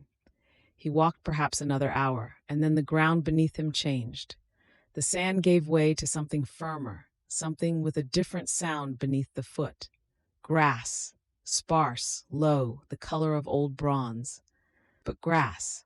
The stream was not wide. A man could step across it without breaking stride. It ran between two low banks of pale sand, making the sound that small, cold water always makes over stone. A sound that is, in its way, the most ordinary sound in the world, and also, in certain circumstances, the most extraordinary. Xuanzang knelt beside it. He cupped his hands. The water was very cold. He drank slowly, as he had been taught, not too quickly, not too much at once. The green grass along the bank was so vivid against the yellow sand that it seemed almost to emit its own light.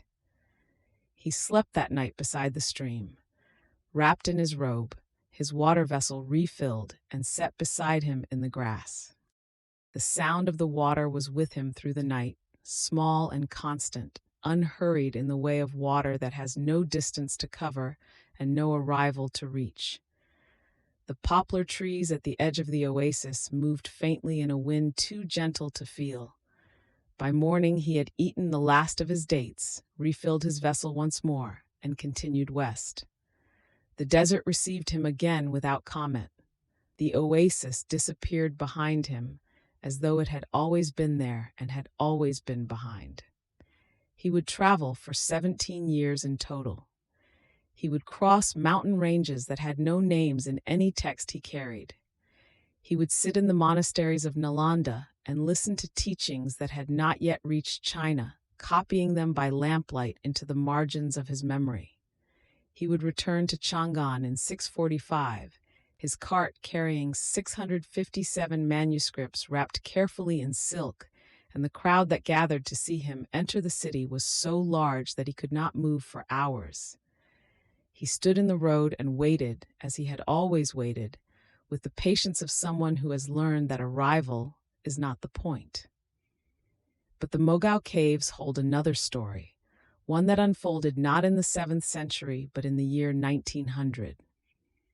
When a Taoist monk named Wang Yuanlu was making his slow work of clearing sand from the base of the cave complex. He had appointed himself caretaker of the site years earlier, arriving from another province, finding the caves half buried, beginning the patient and largely thankless work of preservation. He swept and cleared and repaired, day after day, season after season, the desert returning sand almost as fast as he removed it. The wind through the rock fissures made its low, continuous sound. One afternoon in the spring of that year, Wang Yuanlu noticed a crack in the plaster of an interior wall in Cave 17, a wall he had passed many hundreds of times without it calling any particular attention to itself. The crack was small. The plaster around it sounded hollow when he tapped it with his knuckle. He stood in the dim cave interior, his lamp held close to the wall, and tapped again. Hollow.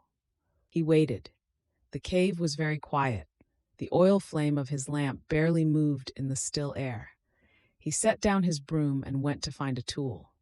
When the plaster came away and the narrow doorway revealed itself behind it, low, barely wide enough for a man to enter sideways, the smell that came out was ancient and dry, the smell of paper and ink and silk kept sealed from air for 9 centuries.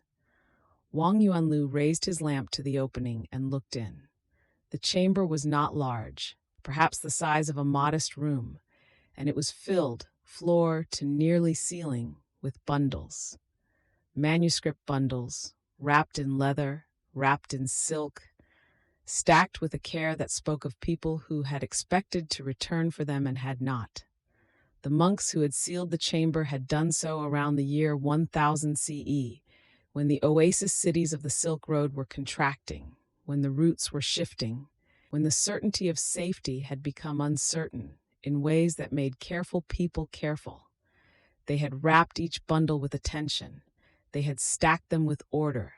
They had sealed the door and plastered over it. And then, this is the part that history cannot answer, they had left, or they had died, or both. No monk returned. No record of the hiding survived in any text that had been found. 9 centuries passed inside that sealed room. The desert held its temperature steady through the year, cold in winter, warm in summer, but the sealed chamber barely felt the change. The silk wrappings did not rot, the leather did not crumble. The ink on the manuscripts, black ink, carefully ground, applied by brushes held in hands that had long since returned to the earth, remained legible. Wang Yuanlu reached into the chamber and carefully drew out one bundle. He unwrapped the outer layer of silk. The paper beneath was pale and dry. The characters on it were as clear as if they had been written that morning. 50,000 manuscripts. The count, when scholars finally completed it across many years, arrived at 50,000. Sutras copied by monks kneeling on mats in lamplight, each stroke of the brush its own small act of transmission. Letters written by travelers who never sent them.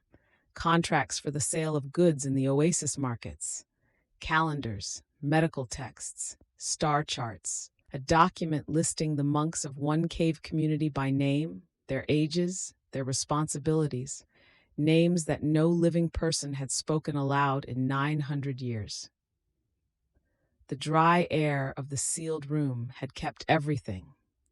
The monks who had made these manuscripts, who had knelt in lamplight through long evenings, who had ground the ink and loaded the brush and pressed each character into the page with steady hands, those monks were not remembered. Their names had not been written in any text that survived outside the chamber. They had lived their careful lives, copied their careful copies, and passed from the world without ceremony, as most people pass. But the manuscripts had not passed. The manuscripts lay in the dark, waiting. We rise now from the desert floor and follow the ancient pilgrim road upward, into altitude, into the cold, thin air of the world's roof. The road climbs through rock and sparse grass, past cairns left by previous travelers, past prayer flags whose colors have been bleached to pale suggestion by the mountain wind. The air changes character with each 100 meters of elevation, losing warmth, losing weight, becoming something that must be managed slowly, breathed deliberately. Far below, the yellow of the Gansu plain recedes like a memory of another climate. The first thing noticed about Tibet, arriving from the desert, is the cold. Not the dry cold of the Taklamakan night, which is the cold of emptiness, but a cold that comes from height and wind together, a cold that has presence, that leans against a traveler. The second thing noticed is the light. The Tibetan plateau sits at more than 4,000 meters above sea level, and the light at that altitude is different in quality from any light lower down. Cleaner, harder, casting shadows of unusual sharpness even in early morning, even through cloud. And then before any building is visible, before any road or wall or gate, there is the sound. Across the valley, carried by the cold air with the effortless transmission of high places, comes the drone of the radong horn. It is a sound unlike any instrument of the lowlands. The radong is sometimes 3 meters long, its bell resting on the ground or a stone ledge, and the note it produces is so low, so sustained, so utterly without ornament, that it does not seem like music at all. It seems like the sound the earth might make if the earth were to breathe out slowly, once, with great deliberateness.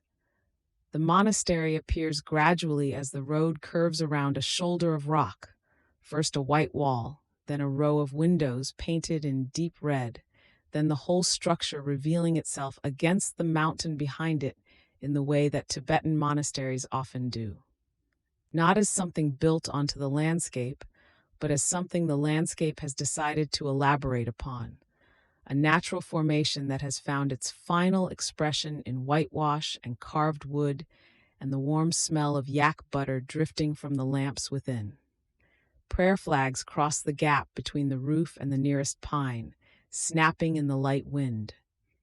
Inside the assembly hall, the dukang, its wooden pillars wrapped in old brocade the color of dried saffron, the butter lamps burn in rows of hundreds.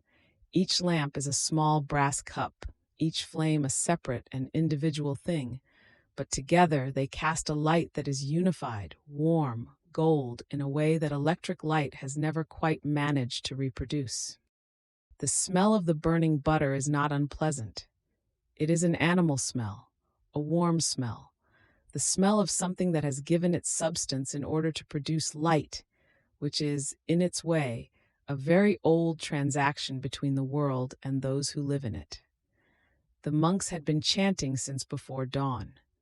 The chanting in a Tibetan assembly hall is not like the chanting of the Chinese cave temples, where the sound reflected off painted walls and seemed to multiply. Here the sound is absorbed by the heavy brocade hangings, the thick stone walls, the dense mountain air, so that it seems to originate from everywhere at once and from nowhere in particular. A low, rolling resonance that the body receives before the ear can parse it into individual voices. A damaru drum turns in one monk's wrist, its 2 small beads tracing their endless arcs. A younger monk, perhaps a novice of 12 or 13 years, his robe still slightly too large for his frame, moved quietly along the rows of seated elders, carrying a wooden churn. He poured butter tea into each offered bowl without haste, his bare feet finding the spaces between the seated figures without looking down. The tea was very hot, smelling of pu'er and yak butter and the faint mineral note of the salt that had been added in the churning. Steam rose from each bowl in a thin column that bent and dissolved in the air above the butter lamps. The plateau outside was full morning now, the sun having cleared the eastern ridge and begun its work on the frost that had settled through the night on every stone and tile and flag. The frost did not melt so much as sublimate in the thin air. It passed directly from solid to vapor, leaving each surface dry, leaving no puddle, no trickle, no evidence of its overnight presence. A small dog of the kind that lives in high Himalayan villages, long-haired, dark, absolutely calm, lay in a patch of sunlight against the south-facing wall of the monastery, its eyes half closed. On the morning Kora, the daily circumambulation of the monastery compound that older monks and lay devotees alike performed as a form of moving prayer, a woman of perhaps 60 years walked slowly, her mala beads passing through her fingers with the unhurried rhythm of long practice. She wore a striped apron over her dark chuba, and her lips moved continuously, silently, as though she were speaking to someone walking very close beside her. The mountains behind the monastery rose above the level of cloud, their upper faces brilliant white against the deep blue that passes for sky at altitude. The prayer wheels along the Kora path were large, waist height, mounted in stone housings, and each one turned at the touch of a passing hand, the inscribed mantras spinning through the cold air in their prescribed direction, clockwise, always clockwise, following the sun's path across the Tibetan sky. Each wheel had been touched by 10,000 hands before this morning, and the metal of its housing was smooth where the touching had been constant, worn to a brightness that no polishing could have produced. This smoothness is itself a kind of text, a record of all the mornings that had come before this one. Padmasambhava had come to this land in the 8th century, called by a king who understood that the mountains of Tibet held something that ordinary administration could not organize, a vertical wildness, a severity of terrain and weather that required a corresponding severity of practice. The stories told of his arrival describe him subduing the local spirits of the passes and the lakes, not by defeating them, but by recognizing them, by calling each one by its true nature, and finding that its true nature was already luminous. He moved through the landscape not as a conqueror, but as someone who understood that the landscape was already awake. He concealed teachings in the landscape. This is one of the oldest and most particular aspects of the Tibetan tradition, the idea that a teaching can be hidden, as a seed is hidden, in rock or lake or sky, to be discovered by the person who arrives at the right moment with the right preparation. These hidden texts are called terma, and the masters who reveal them centuries later are called tertons, treasure finders. The treasure is not always in the form of a manuscript. Sometimes it appears as a vision, sometimes as a sound, sometimes as a dream in which a mountain speaks in a voice that the listener can almost understand. Samye Monastery, the first monastery to be completed on Tibetan soil, consecrated around the year 779, was built on the plan of the Buddhist cosmos as described in the old texts.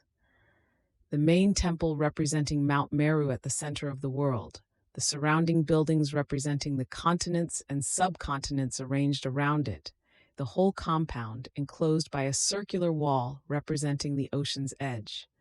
To walk through Samye was to walk through a map of existence, each doorway a transition, each courtyard a world. The butter lamps inside had been burning, in one form or another, for more than 1,200 years. The Yarlung Sangpo River, which would later having descended 30,000 feet into the Indian plains, become the Brahmaputra, ran below Samye in broad gray curves, its water the gray-blue of glacial melt, too cold and too fast for anything to grow in it. On still mornings, the river's sound carried up the slope to the monastery walls, a continuous low rushing, not unlike the drone of the Redong horn, not unlike the murmur of chanting in a room thick with brocade. The monks who had lived within those walls for centuries had grown accustomed to the river as a steady bass note beneath all other sounds. A Thangka painter in one of the monastery's smaller rooms was at work before the sun had fully reached his window.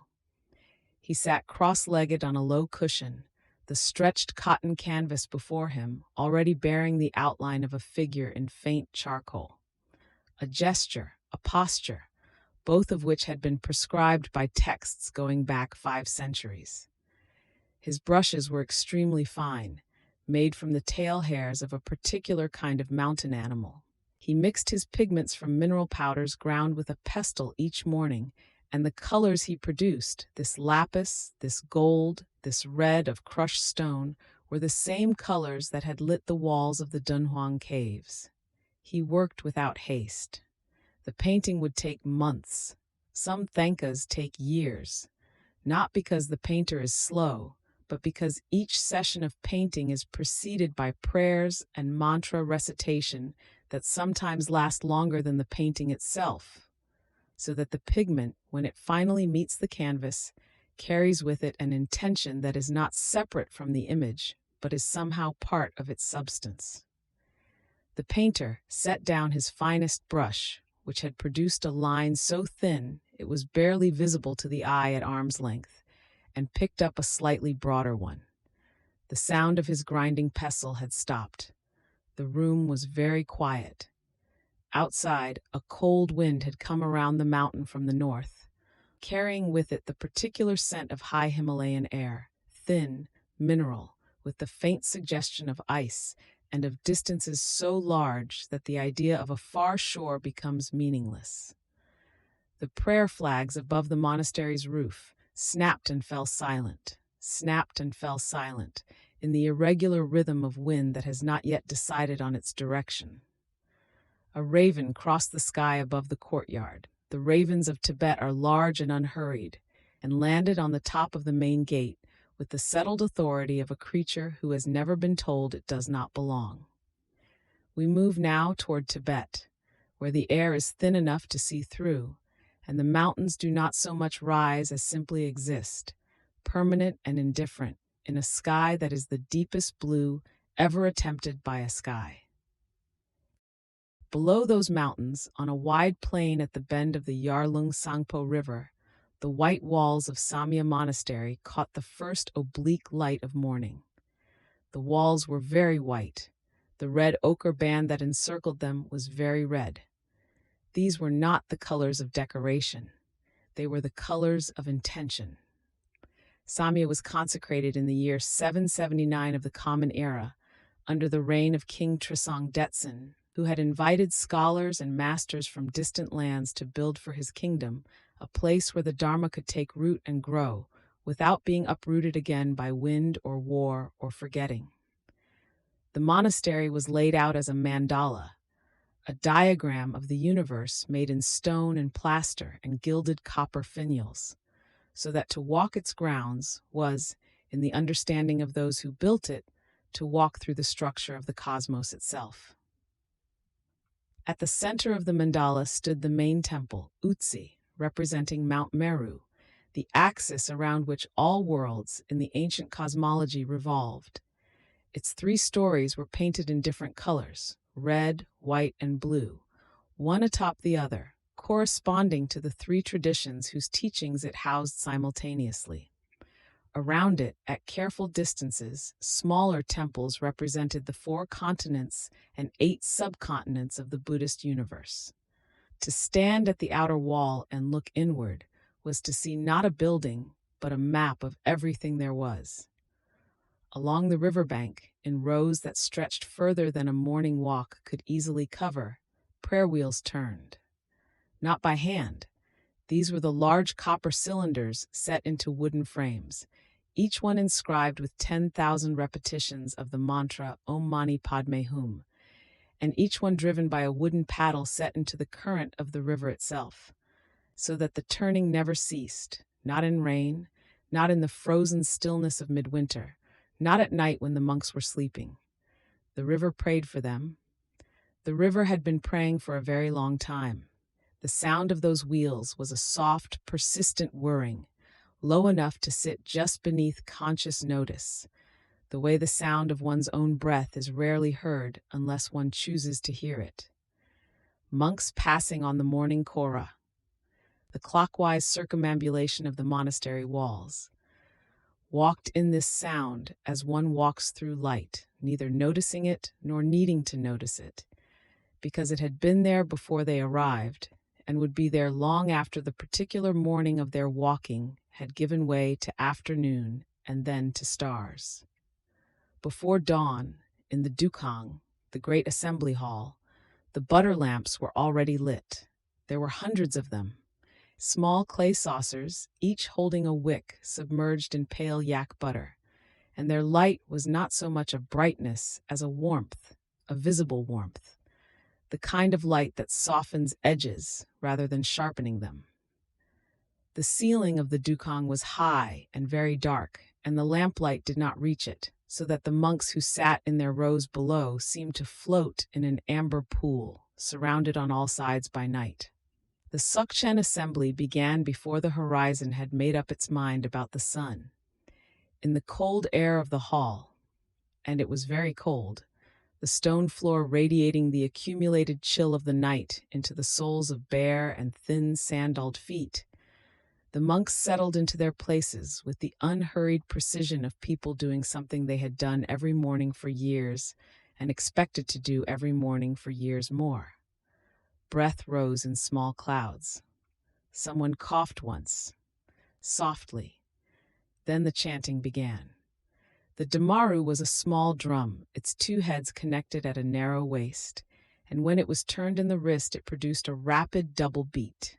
Tick, tick, tick, tick, that underscored the deeper drone of voices like a heartbeat underlies a body. The cymbals came in at intervals, a clean, bright clash that rang through the hall and dissolved slowly, the way a stone rings when it is dropped, not on earth, but on ice. Between the cymbal strokes there was a kind of pause, not silence, but a held moment in which the chanting continued as if the sound were a cloth and the silence a needle drawing it forward. From outside the monastery walls, at the distance of a field's length, the dawn assembly could be heard as a single continuous sound, low and oceanic, rising and falling with the breath of the assembled monks, punctuated by those bright cymbal flashes, the way a dark landscape is punctuated by occasional water. The yaks in the fields nearby had heard this sound every morning of their lives and did not stir. A dog on the outer wall lifted its head briefly, then set it back down on its paws. The sound continued. The darkness above the eastern mountains began, very slowly, to consider becoming gray. After the assembly, a monk carried a wooden churn from the kitchen. Inside it, compressed black tea had been boiling since before the prayers began, the same tea that had traveled in hard dark bricks along the tea-horse road from Yunnan, wrapped in yak hide and strapped to pack animals for months, acquiring in transit a dark, fermented depth of flavor that no other tea possessed. The butter went in next, pale and cold, cut from a firm block. Then salt. The churn worked up and down in its long rhythmic strokes, and presently the tea became something else entirely. The bowl was wooden, dark with years of use, and it held the butter tea like a palm holds warmth, not tightly, just enough. The monks received their bowls and wrapped both hands around them without being asked to, because the stone floor and the thin air and the memory of the night's cold all conspired to make warmth the most natural thing in the world to seek. The taste of the tea was salty, deeply fatty, unlike anything a person raised on sweetened drinks would expect from a cup held with both hands and tilted to the lips. For those who had grown into the taste, it was simply comfort in liquid form. In a side chamber of the main temple, a monk artist had been working on a thangka for 3 months. The linen had been stretched and sized and left to dry for a week before he touched it with a brush. The first work was geometry, a grid of fine lines ruled with a chalk string, dividing the surface into proportions that had been established by masters many generations before and written into manuals that the painter had memorized as a young novice. Nothing was freehand. Everything was received. The grid was in its own way a kind of prayer, a preparation of the ground.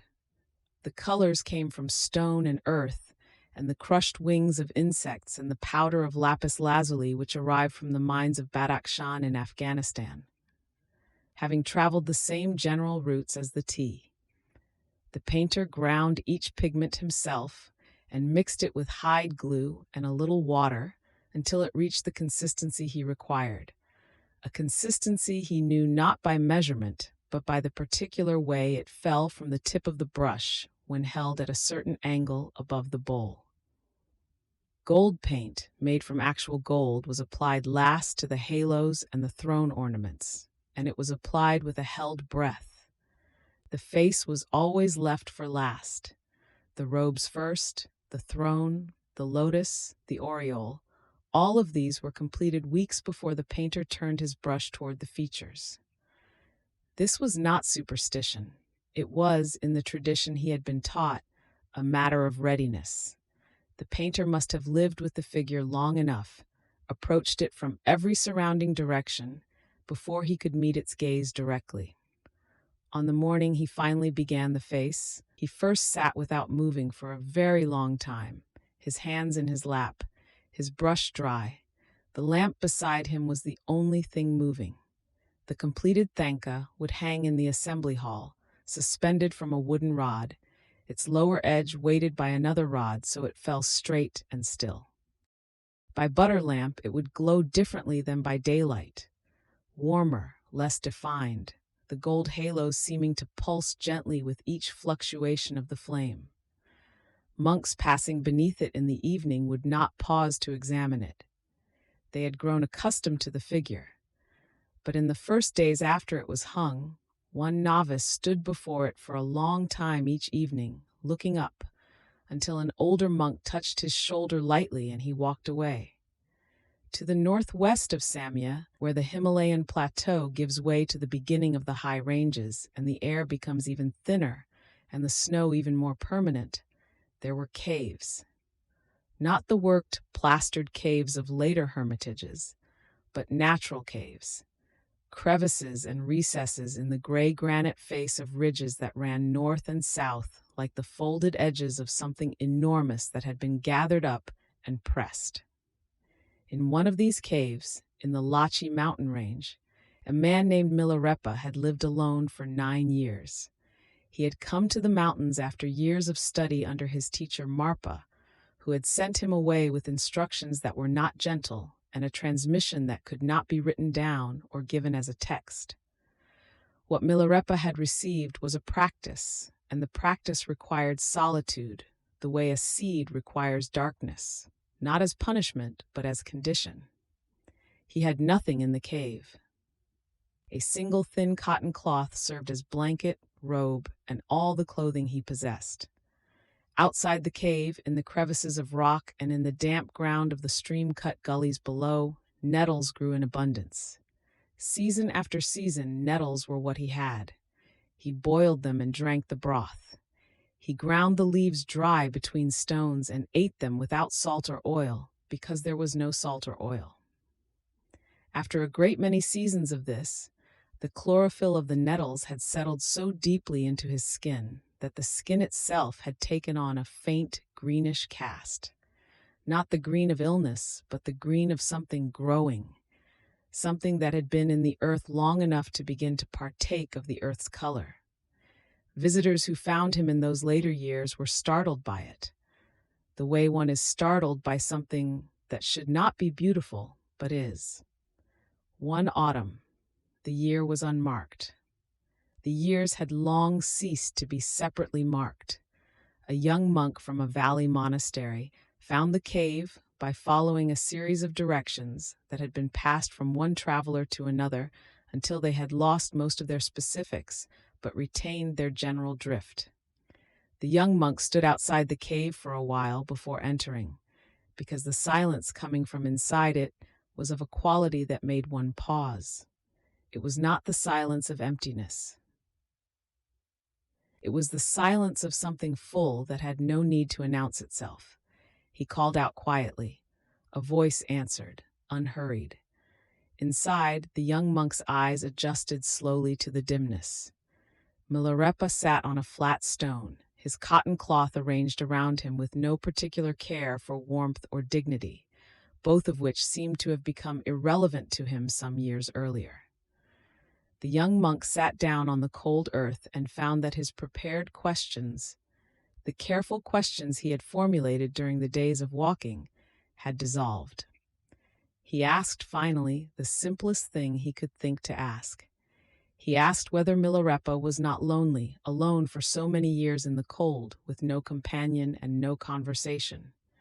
Milarepa was quiet for a moment, not in the way of someone considering an answer, but in the way of someone tasting the question to see what it contained. Then he said, "The snow is my blanket, the wind is my companion, and stillness sings through the night." He said it without drama, without the cadence of a formal teaching. He said it the way a person describes what is presently true. The young monk wrote nothing down because he had brought nothing to write with. He carried the words in his memory instead, and they were still there, still in that same matter-of-fact voice, many years later. Outside the cave, the wind was doing what the wind in those mountains always did, investigating the rock faces, withdrawing, returning from a slightly different direction, never fully satisfied, never fully gone. The sound it made in the narrow cleft above the cave entrance was almost a voice. Not a word, but the frequency of a voice, the suggestion of one, the way a flame at the edge of vision suggests a face. Milarepa had heard this sound for 9 years.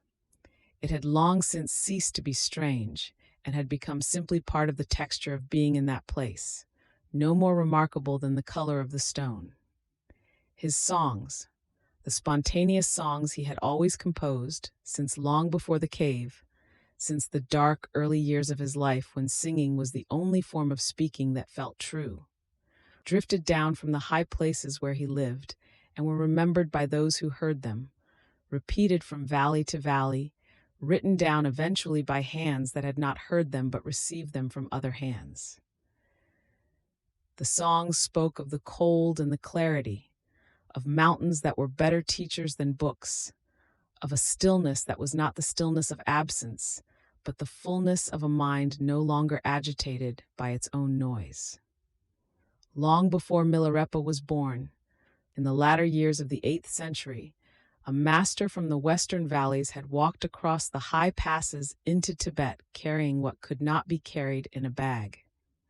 His name was Padmasambhava, or Guru Rinpoche, the precious teacher, as he would come to be called, and he had been invited by King Trisong Detsen to do what the king's scholars had not been able to do alone, to tame the spirits of the land and make a place in Tibet where the monasteries could stand without being pulled down by forces that had no interest in monasteries. The tradition says that he bound each spirit with its own power, not by overpowering them, but by recognizing in each one a nature that, turned in a different direction, became protector rather than obstacle. The land itself was thus transformed, not by being replaced, but by being understood. What had opposed the Dharma became, through this transformation, the ground for it. After the consecration of Samya, Padmasambhava moved through the land for months and years, and wherever he paused, in a cave beside a mountain lake, in a narrow gorge, on a boulder in the middle of a wide glacial valley, he left something hidden. These were the terma, the treasure texts, Some were sealed in crevices and cliff faces behind natural stone formations that looked undisturbed. Some were committed to the surface of lakes, weighted and wrapped in protective materials, preserved by the cold and the depth and the stillness of water that had not seen sun in centuries. Some were not written down at all, but placed, there is no better word for it, in the consciousness of students who were present then and would return in later lives as tertons, finders of treasure, the ones appointed to discover what had been hidden when the time for its discovery arrived. The Bardo Thodol, called in later centuries the Tibetan Book of the Dead, was one such text. It had been concealed by Padmasambhava not in a library or a monastery, but in the fabric of a particular rock face, in a valley that would be nameless for generations waiting. 500 years passed. The rock faced 500 winters and the specific silence of 500 high-altitude summers.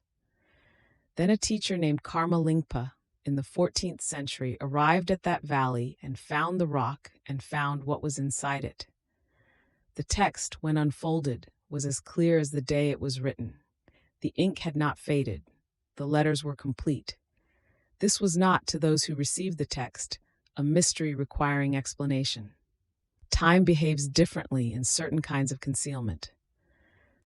A teaching held in the right conditions, the cold, the darkness, the intentionality of the hiding, does not decay because it is not the paper that carries the meaning, but the meaning that carries the paper, and meaning does not age in the way that surfaces age.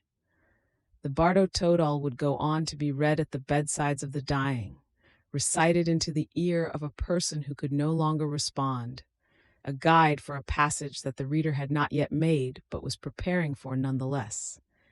The idea that a teaching could outlast the lifetime of the teacher, not as a memory or an interpretation, but as a living text recovered intact, was woven deeply into the fabric of Tibetan understanding. Padmasambhava himself had not died exactly. He had departed, in the tradition's telling, in a form of translation that left no body and no absence. He was elsewhere, in a realm the Thankas depicted as a paradise of crimson lotus and warm copper light, still teaching to those who made their way there.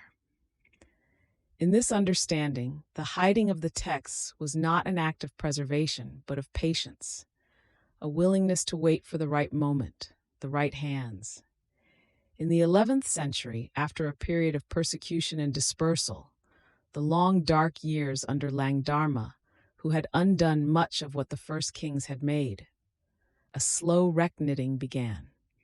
Scholars made the difficult journey to India on foot, through passes that were open only in summer, to sit at the feet of teachers in the great monasteries of Bihar and Bengal, to receive teachings that had been interrupted in Tibet and now needed to be received again from their source. One of these travelers was Marpa Lotsawa, Marpa the translator, a farmer's son who had sold his family's land to fund the journey. Marpa made the journey 3 times.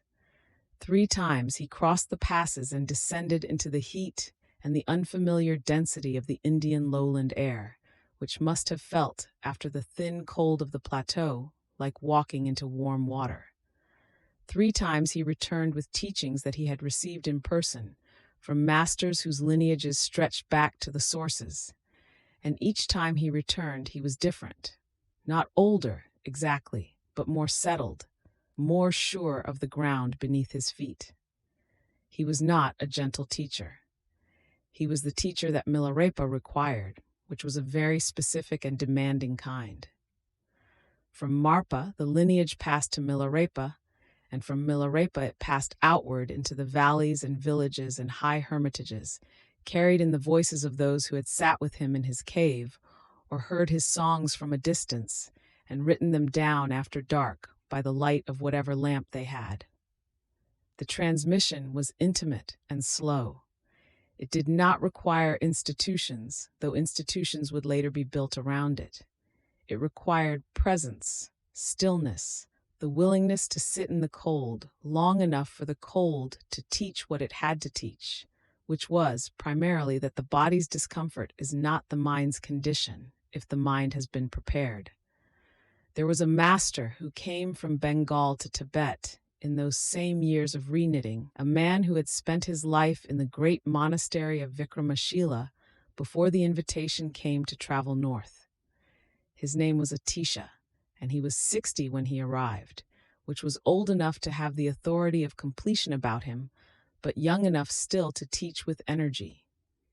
He came with a reputation for scholarship so extensive that the catalogue of his knowledge required its own catalogue, and also with the reputation, quieter, less catalogued, of never sleeping more than 3 hours in any given night.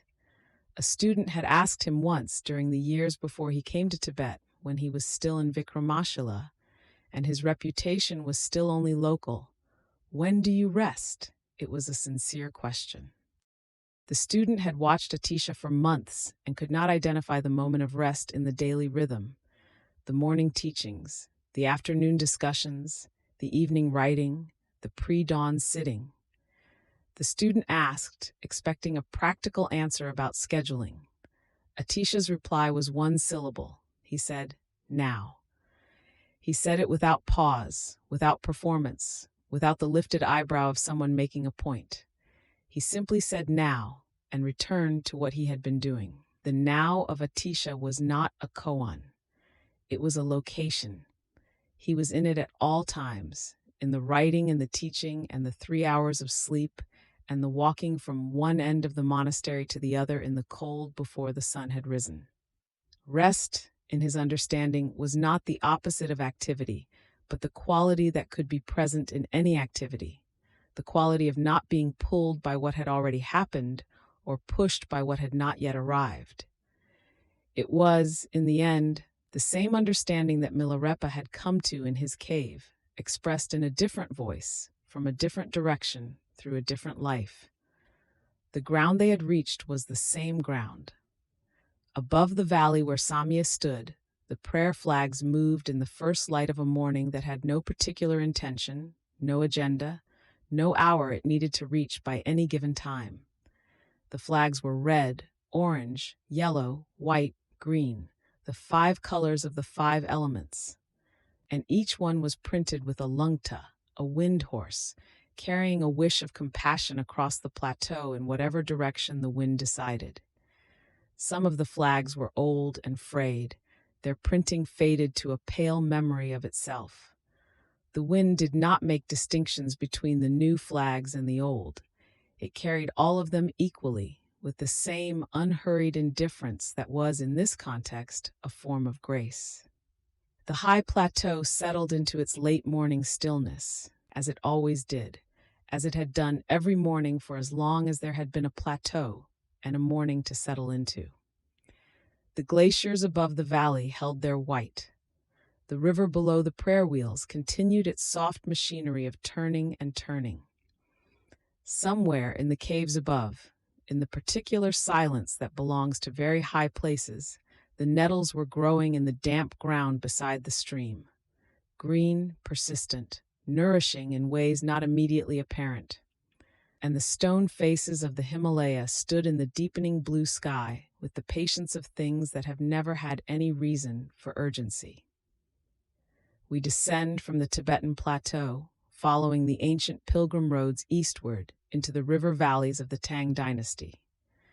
The air changes as the altitude drops. It thickens with the smell of cedar forests and river clay, with the particular dampness of valleys that hold fog long after the surrounding hillsides have warmed. The roads narrow into footpaths worn smooth by centuries of sandaled feet, and the footpaths widen again into proper roads where carts have passed, carrying grain and silk and sometimes pilgrims with shaved heads and walking staffs. The Tang dynasty spreads across the land like a long exhale. 3 centuries of relative peace in which monasteries grew along mountain ridges and riverbanks, their elm timber roofs lifting their curved eaves toward the sky in that particular gesture of Tang architecture, as though the buildings themselves were perpetually in the act of listening. Somewhere to the northeast, beyond the plains of Shaanxi, the 5 plateau peaks of Mount Wutai rise above the clouds, snow lying in the high hollows even in summer, the air around their summits carrying the cold clarity that has always seemed, to those who climb there, like a form of understanding.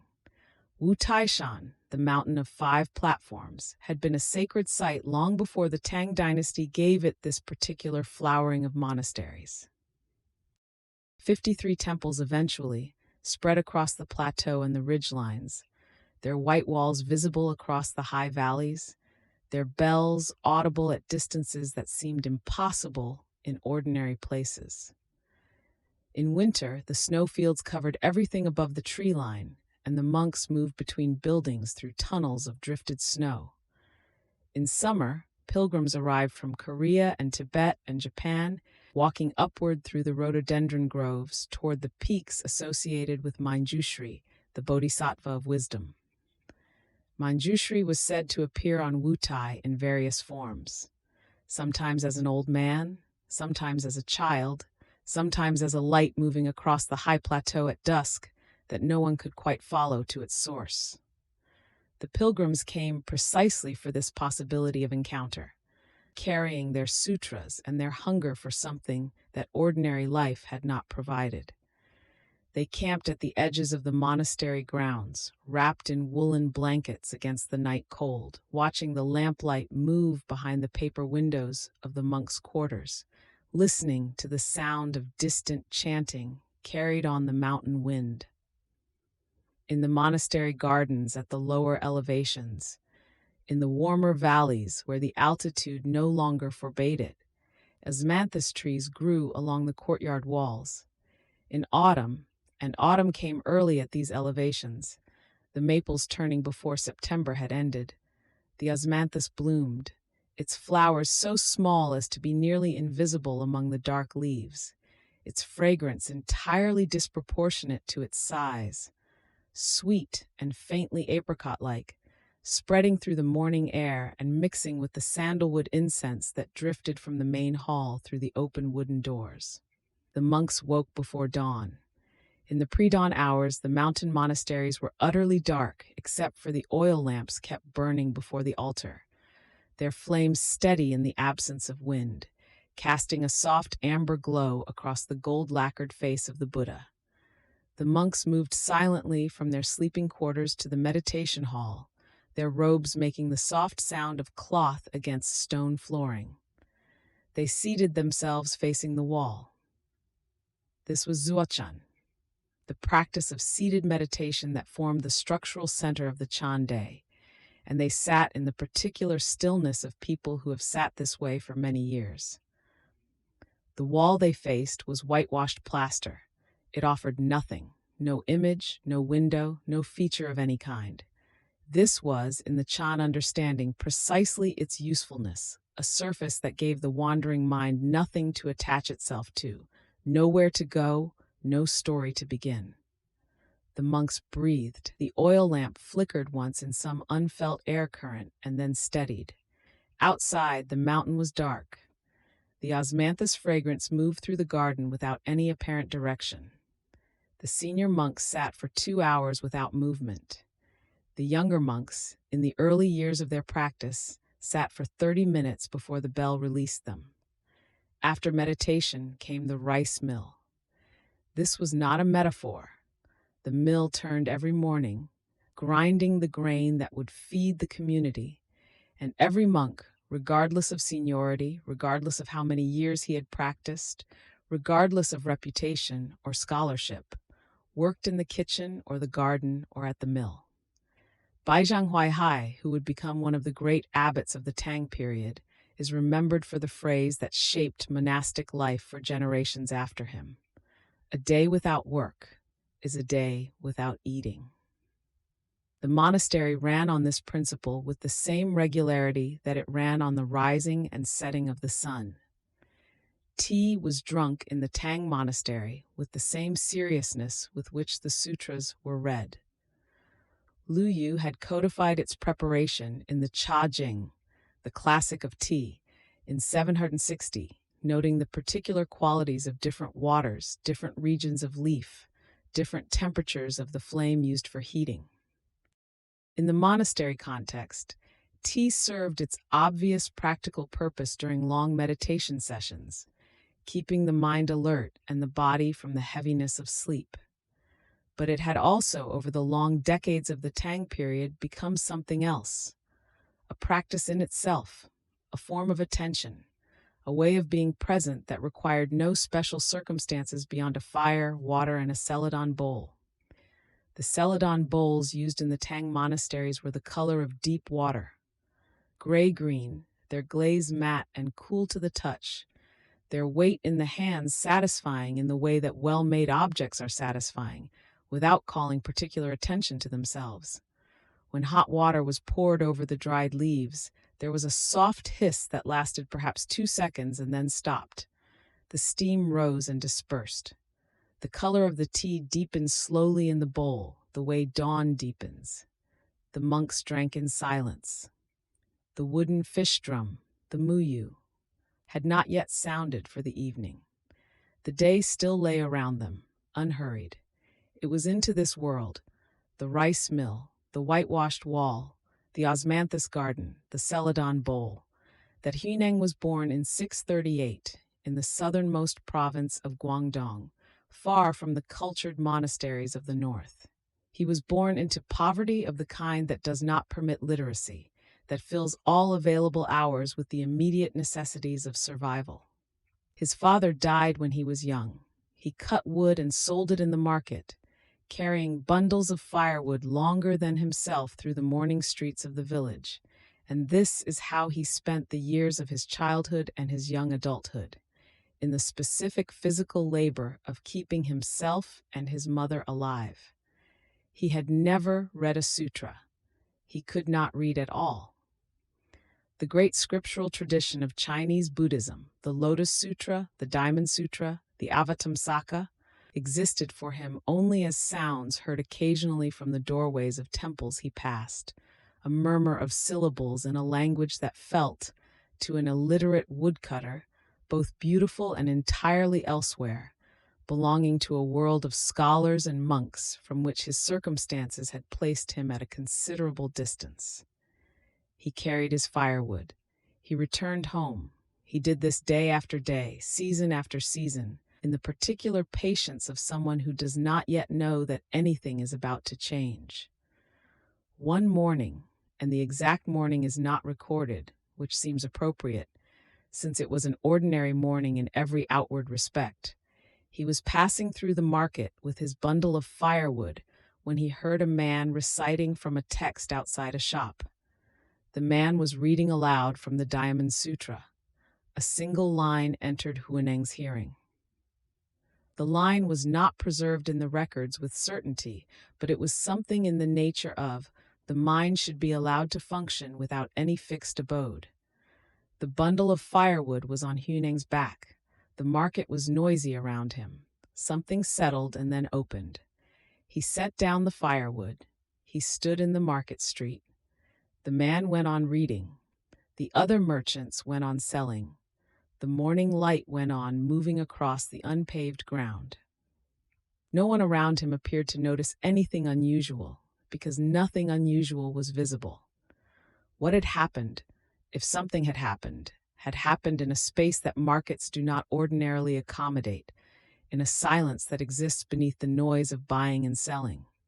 He stood for some time. Then he arranged for his mother to be cared for. Then he walked north, toward the monastery of the 5th Patriarch Hongren, on the mountain called Huangmei. Hongren's monastery on Huangmei Mountain accepted him, though not immediately or easily. He was set to work in the kitchen and the rice-pounding mill, as all newcomers were, and he worked there for 3 years. The other monks studied and copied sutras. Huineng pounded rice.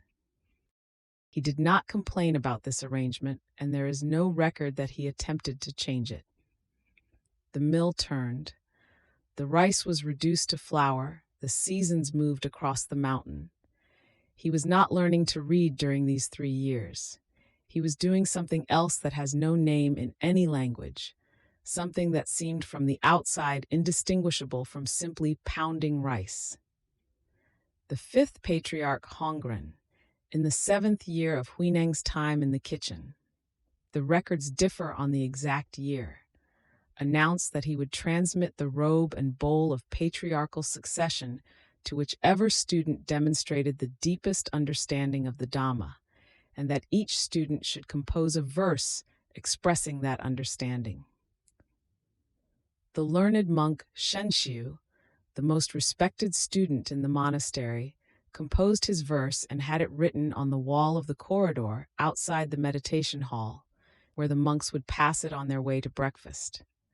His verse said, "The body is the Bodhi tree, the mind is a bright mirror. Polish it always, let no dust fall upon it." The verse was admired. It was the kind of verse a scholar would write, careful, correct, consonant with the teaching as it was conventionally understood. Hongren read it and said it was good and that the monks should recite it. He said this in the morning, and the monks recited it in the afternoon, and there was general agreement that Shenxiu had expressed something true and important.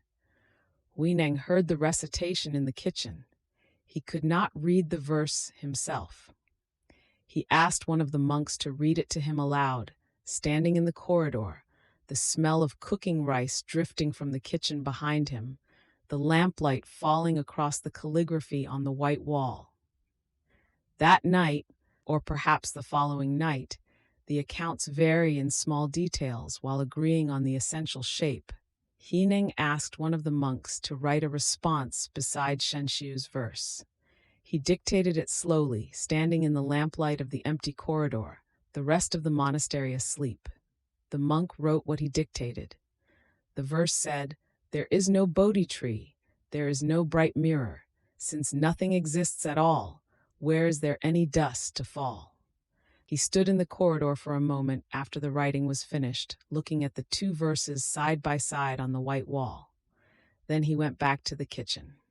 In the morning, Hongren came to the corridor. He read both verses.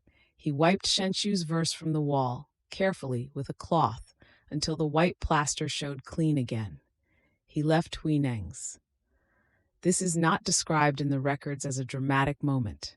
No gathering of monks, no announcement, no ceremony of any kind. It was a quiet action performed in a corridor at some hour of the morning by an old man with a cloth. The morning went on. The rice mill turned, the incense burned before the altar. The maples in the garden had turned their particular shade of red, and the fallen leaves lay on the surface of the pond, floating without urgency. Hongren later called Huineng to his room at night and transmitted to him, privately and without ceremony that could be witnessed by the other monks, the robe and bowl that signified the lineage of Chan patriarchs. He told Huineng to go south because the north was not yet ready. Huineng walked south carrying the robe and bowl, and he taught for decades in Guangdong, and the tradition that grew from his teaching became Southern Chan, which eventually became what the Japanese call Zen. His body, mummified and lacquered in gold, remained in the Nanhua Monastery in Guangdong for many centuries afterward, seated in the posture of meditation, still and unhurried in its particular way. The tradition that grew from Huineng's teaching spread north again over the following century and took many forms, many voices, many styles of instruction.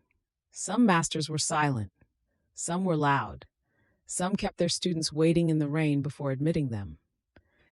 Some offered riddles that could not be solved by thinking. One master offered tea.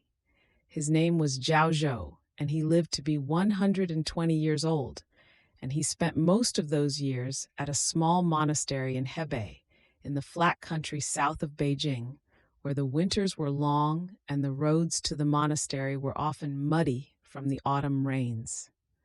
Pilgrims came to Zhaozhou from considerable distances. The roads of the Tang dynasty were good by the standards of the age, but a journey of several weeks through the autumn weather was still a journey of several weeks, and those who arrived at the monastery gates arrived tired, their sandals heavy with mud, their backs carrying the accumulated weight of the walking. They had come with questions. This was natural. A pilgrim who has walked for 2 weeks through the rain arrives with questions, arrives in the condition of someone who has spent 2 weeks preparing the interior ground for a significant conversation. The monastery was small and the evening was quiet. Inside the main hall, the oil lamps had been lit for the hour after sunset, their flames burning steadily in the still air, casting a warm light across the wooden beams of the ceiling and the stone floor. The smell of incense, sandalwood fine and dry, moved through the rooms. The monks had finished the evening chanting, and the large wooden fish drum, the muyu, had been struck for the last time, and its resonance had faded into the walls. The monastery had entered the deep quiet of its nighttime hours, and into this quiet the pilgrim arrived, and was shown to the room where the abbot sat. Zhaozhou was seated near a low table. On the table was a celadon bowl and a small pot of heated water. The pilgrim entered and bowed and said what pilgrims say when they have arrived somewhere they have traveled a long way to reach. Zhaozhou looked at him for a moment. Then he lifted the pot and poured water into the bowl, and the tea leaves that had been placed in the bowl opened slowly in the heat, and the steam rose and dispersed toward the ceiling. He set the pot down. He held out the bowl. The room was quiet. The lamp flame stood without moving. Zhaozhou said, "Drink tea." The pilgrim took the bowl in both hands. The warmth of it entered his palms, which were cold from the journey. He drank. The tea was Longjing, dragonwell, light and grassy, with a sweetness that lingered in the mouth after the swallowing. The room remained quiet around the two of them. No conversation developed from this. There was the lamp. There was the bowl. There was the warmth of the tea moving through a tired body. The abbot sat with the particular quality of stillness that is different from ordinary stillness. Not an absence of movement, but a presence of something that has nothing to do with movement at all. The pilgrim stayed that night and left the following morning. He came back the following autumn. The roads were dry that year, the journey faster, and presented himself again at the monastery gate and was shown again to the room where Zhaozhou sat. He said, "I have been here before." Zhaozhou looked at him. He lifted the pot. He poured water into the bowl. He held it out. He said, "Drink tea." The pilgrim took the bowl. Outside, the osmanthus was blooming somewhere in the courtyard, its scent arriving through the open shutter in the brief, intermittent way of things that do not insist on being noticed. The temple prior, who had observed this exchange many times with many different pilgrims, first-time visitors and returning visitors alike, came to Zhaozhou one morning and asked him why he always said the same thing, why the offering was always the same regardless of who had come or how many times they had come before. Zhaozhou turned and looked at the prior with the expression of someone who has been asked a question that contains within itself everything needed to answer it. He poured water into the bowl. He held it out to the prior. "Drink tea." The prior stood with the bowl in his hands. The monastery was quiet around them. The lamp burned. The wooden fish drum, the muyu, sounded each evening at the same hour, its hollow resonance carrying through the monastery buildings and out across the garden where the lotus pond reflected the darkening sky. The drum was struck with a padded mallet, and each strike was followed by a silence that was not empty but full of the sound's departure, of the air returning to itself after the disturbance, of the monks finding their positions in the chanting hall where the evening ceremony would begin. The sound traveled across the valley. It reached the willows at the edge of the monastery pond, which moved slightly in the evening breeze without appearing to be moved by it. The evening chanting was collective, 20 or 30 monks in a hall lit by oil lamps, their voices moving together through the Heart Sutra, or the Amitabha invocation. The sounds of Sanskrit and Chinese blended in the way that they had been blended for centuries, each syllable shaped by the training of years until it carried a quality of resonance that single voices in ordinary speech do not produce. The muyu marked the rhythm. The incense burned. The gold face of the Buddha at the front of the hall received the chanting with its permanent expression of having heard this before and finding it each time exactly sufficient. After the chanting, silence. The monks returned to their quarters through the dark corridors, carrying small oil lamps that guttered in the drafts from the unshuttered windows. The mountain air at this elevation had a sharpness even in late summer, a quality of cold that arrived earlier each evening as the season moved toward autumn, carrying with it the smell of turned earth and the dried grass of the high slopes. One by one, the lights in the monks' quarters went dark. The monastery settled into its nighttime self, which was not so different from its daytime self, except that in the daytime people moved through it, and at night the buildings alone remained, holding their shapes in the dark. The maples in the monastery garden had been turning for several weeks. Their leaves drifted onto the surface of the lotus pond throughout the day in the slight mountain wind, settling on the water without disturbance, floating among the last of the season's lotus flowers, which had gone brown at their edges but still held their form. The garden was cared for by two of the younger monks, who raked the gravel paths in the early morning and replaced the incense in the small stone lanterns that stood at intervals along the stone-edged pond. They worked in silence. The osmanthus behind the eastern wall sent its fragrance over at intervals, as if reminding them it was still there. On the cliff faces of Longmen, far to the south, the great limestone Buddha carved in the time of the Empress. Wu Zetian looked out across the river valley with eyes that had been measuring the distance for 3 centuries by the time of Zhao.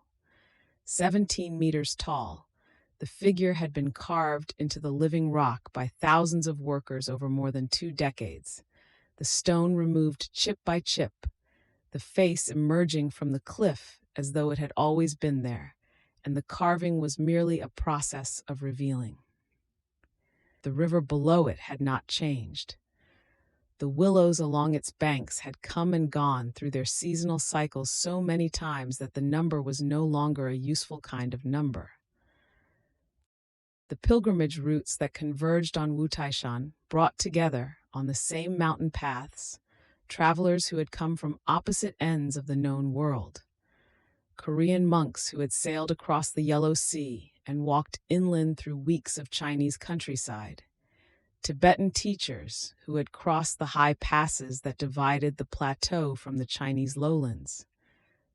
Japanese scholars who had spent months at sea before setting foot on the Chinese coast, and months more walking north and west toward the 5 peaks. They passed each other on the paths without always sharing a common language, bowing, moving on, their different robes and different faces composing, for a moment on the mountainside, something that had no name.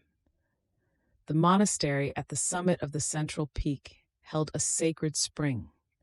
The water that came from it was cold at all seasons, tasting of the deep rock through which it had traveled before arriving at the surface, and pilgrims cupped it in their hands and drank it with the attention of people who understand that what they are drinking has been moving through darkness for a very long time before reaching them.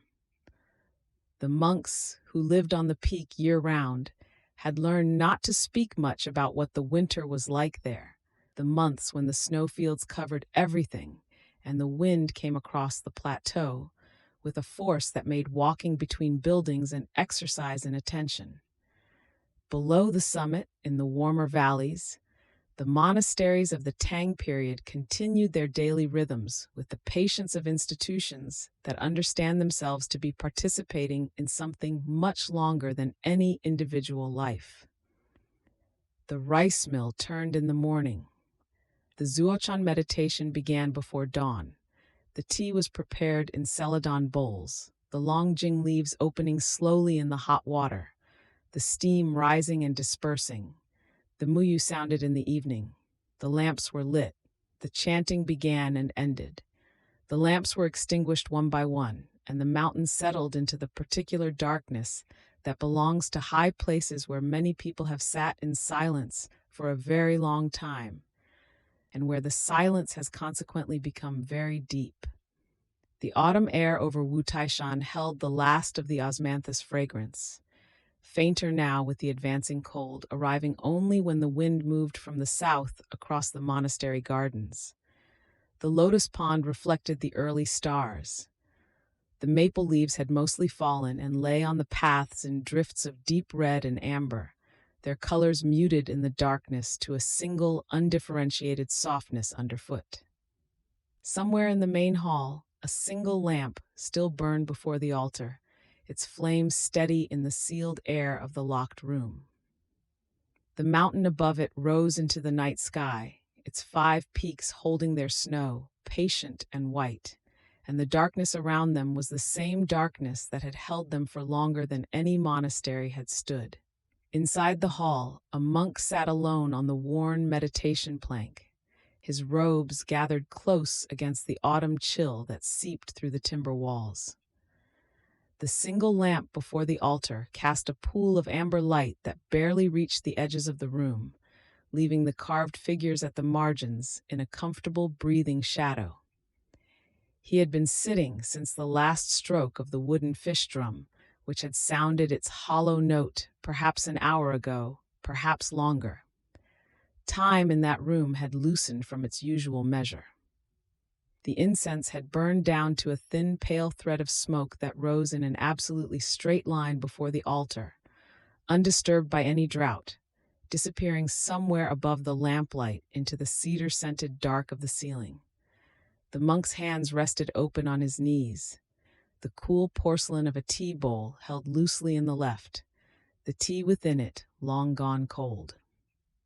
Outside the hall, a single leaf from the courtyard maple released itself and drifted down across the surface of the lotus pond with a sound too small to name. There was something present in the monk's body that evening, not a thought, not quite a feeling, something that had no words and did not ask for any. It had been there since the evening chanting ended, since the last resonant vowel of the Heart Sutra had dissolved into the stones of the floor. He did not pursue it. He did not name it. He sat in the way he had sat for years on this same plank, whose surface had been polished smooth by generations of robes before his own, and he allowed the something to be what it was. The wooden fish drum in the corner of the hall sounded its last stroke. The note was deep, hollow, and unhurried, a sound that seemed to come from inside the wood itself rather than from the beater that had struck it. It expanded through the room and then through the walls and then outward across the courtyard, across the surface of the pond, up the slope of the mountain behind the monastery, thinning as it went, until it was indistinguishable from the silence that received it. The monk did not move. The lamp flame held. The silence that followed was complete. Not the silence of absence, but the silence of fullness, the kind that arrives after a sound has said everything it knows and retired gracefully into the dark. The monk breathed. The lamp breathed with him, its small flame contracting and expanding at a rhythm so close to his own that an observer, had there been one, might have been uncertain which was following which. The mountain above held its snow. The 5 peaks were invisible in the night, but their weight was present, a steadiness beneath everything. We turn northward now, crossing the narrow sea to the Korean peninsula, where autumn has come to the Gyeosan Mountains in the south of the country, and the valley below Hainsa Monastery holds its morning mist like a bowl holds water, carefully without spilling. The mist does not move quickly here. It lies in long, horizontal layers among the pine trunks and the lower slopes of maple, shifting only when the first light comes over the ridge, and breathes warmth into the cold air pooled on the valley floor. Against the white plastered walls of Heinze, the maple leaves had turned the color of old lacquer, red shading into amber, amber into a deep, burnt orange at the edges where the cold came first. The walls had been white for centuries, repainted season after season, and the red of the leaves against that white was a contrast so exact and so unhurried that it seemed less like something that had happened and more like something that had always been true. Below the monastery gate, a stream ran clear over flat stones, carrying a slow fleet of fallen leaves southward. Before first light, before the mist had risen from the valley, the monks of Heinze moved through the dark courtyard toward the ritual instruments that would open the day. There was no urgency in their steps. They had walked this same route across the same stones in the same dark for more years than any of them had individually been alive. A collective movement so practiced it had become part of the monastery's breathing. The great bell tower stood at the far edge of the courtyard, its silhouette a familiar darkness against the slightly lighter darkness of the pre-dawn sky. First, the great bell. Its purpose, by ancient understanding, was to reach downward, toward beings in the lower realms, in the realms of suffering, where sound is sometimes the only thin thread connecting a consciousness to the world of light. The bell at Heinze was cast in bronze, and its voice when struck was not a single note but a chord, a deep fundamental with overtones that continued long after the initial impact, hovering in the cold air of the valley, descending into the mist. The monks who heard it bowed their heads, not in performance, but in recognition. Then the wooden fish, not the small muyu of the Chinese monastery, but a larger instrument here, shaped in the form of a carp, its hollow body resonating with a higher, clearer note than the bell. Its voice was directed by tradition toward the beings of the water world, the rivers, the sea, the creatures that moved in those cold, lightless places below the surface. The sound carried across the Heinze courtyard and down the slope and into the stream below, where the maple leaves continued their quiet southward journey, indifferent to ceremony, obedient only to the current.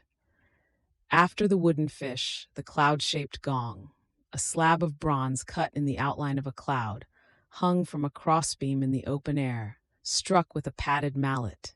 Its tone was bright and open, dispersing upward into the sky, where the first pale dilution of darkness was beginning over the eastern ridge. By tradition, it spoke to the beings of the air. Whatever moved between earth and sky, whatever existed in the realm of breath and altitude and the space between things.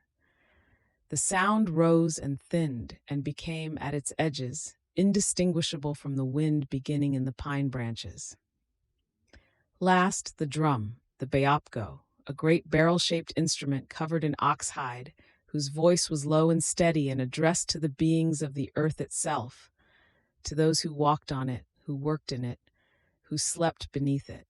4 minutes from the first bell to the last stroke of the drum. 4 instruments. 4 minutes of sound opening the monastery into the world, and the world into the monastery. Then silence returned, and it was a different silence from the one before, fuller, somehow, more populated, as if the sounds had invited presences that remained when the sounds themselves had ceased. Heinze is most known in the world for what it holds, for what has been held there in long, low timber storehouses on the upper slope for 800 years. The Tripitaka Koreana, 81,258 woodblocks. The complete Buddhist canon, carved in classical Chinese, preserved in conditions so precisely right, the ventilation of the storehouses, the soil composition beneath them, the constant mountain air, that not a single block has warped or cracked or succumbed to insect in 8 centuries. The monks who walk past those storehouses each morning do so without ceremony, ordinary steps on ordinary stone. The story of those woodblocks begins in the 13th century, in the middle of a calamity. The Mongol armies had swept into the Korean peninsula with a violence that left whole provinces emptied of their populations. Monasteries burned, bridges burned. The first set of Tripitaka woodblocks, the great project of the previous century, 10 years of carving, the pride of the Goryeo kingdom, burned. The smoke from those burning blocks rose into a sky already thick with the smoke of other things. What had taken a generation to produce was gone in the time it takes for green wood to catch and collapse. And then they began again. 16 years. From 1236 to 1251, while the Mongol campaigns continued and the kingdom was reduced to a court in exile on a small island off the western coast, the work of carving proceeded. Abbot Sugi led the project, comparing 14 different versions of the texts against one another, character by character, to ensure that what was carved was as free from error as human patience and devotion could make it. The blocks were cut from birch wood that had been aged in seawater and dried slowly in the shade, a process taking years before a single character was inscribed. 52 million characters, each one carved by hand, in reverse, so that when pressed to paper, the text would read correctly. Each block checked 3 times before being considered complete. The carvers worked by lamplight in the long coastal buildings, where the island wind came in off the sea and moved the flames sideways, and the monks held their tools steady against that movement, pressing the fine-grained wood with a patience that did not depend on speed or outcome. A single block could take a full day to complete. Some of the carvers worked for the entirety of the 16 years. Their hands, by the end, were shaped by the work. The prayer that underlay all of it was simple, though its simplicity should not be mistaken for smallness. The court and the monks believed that if the canon were completed, if the whole of the Buddha's teaching were held in physical form with sufficient exactness and devotion, the merit of that act might turn the Mongol armies back. It was a kind of faith in the weight of accumulated care. Whether or not the Mongols were turned back by the blocks survived. 8 centuries have passed. They rest now in the Hintsa storehouses in the slow, ventilated dark, each one unchanged. The storehouses themselves were designed with an understanding of air that still confounds modern engineers who have tried to improve upon them. Vents placed at different heights on the north and south walls create a circulation that keeps the temperature and humidity of the interior constant across all 4 seasons. In summer, when the valley below is warm and humid, the interior remains cool and dry. In winter, when the mountain air is sharp and desiccating, the interior holds a measured warmth. The monks who conceived this design are unknown. What they understood about wood and air and time has outlasted their names. 800 years, not one error. This is what is said of the Tripitaka Koreana, and scholars who have spent their careers checking it find the claim to be essentially true. That in 52 million carved characters, the accumulation of small errors that would be expected from any work of human hands at this scale is nearly absent. The care with which Abbot Sugi compared his 14 source texts and the care with which the carvers translated that comparison into wood produced something that time has not been able to diminish. The blocks rest in the dark of the storehouses. The mountain holds them in its silence. 5 centuries before the Tripitaka carvers began their work, a monk named Wonyo set out from Silla, the kingdom that would eventually become unified Korea, intending to travel to Tang China to study at the source of the Buddhist teaching. He was 30 years old, accomplished in scripture, restless in the way that scholars sometimes become when they have read more than they have understood. His companion was Wisang, who shared his ambition and his questions. They walked westward through the peninsula toward the coast, where a ship would carry them to the continent. They had been walking for several days when night came upon them in open country, away from any village or shelter. A cave presented itself in a low hillside, not large, not deep, but sufficient for two traveling monks to spend the night out of the wind. They entered in the dark, spread their robes, and lay down.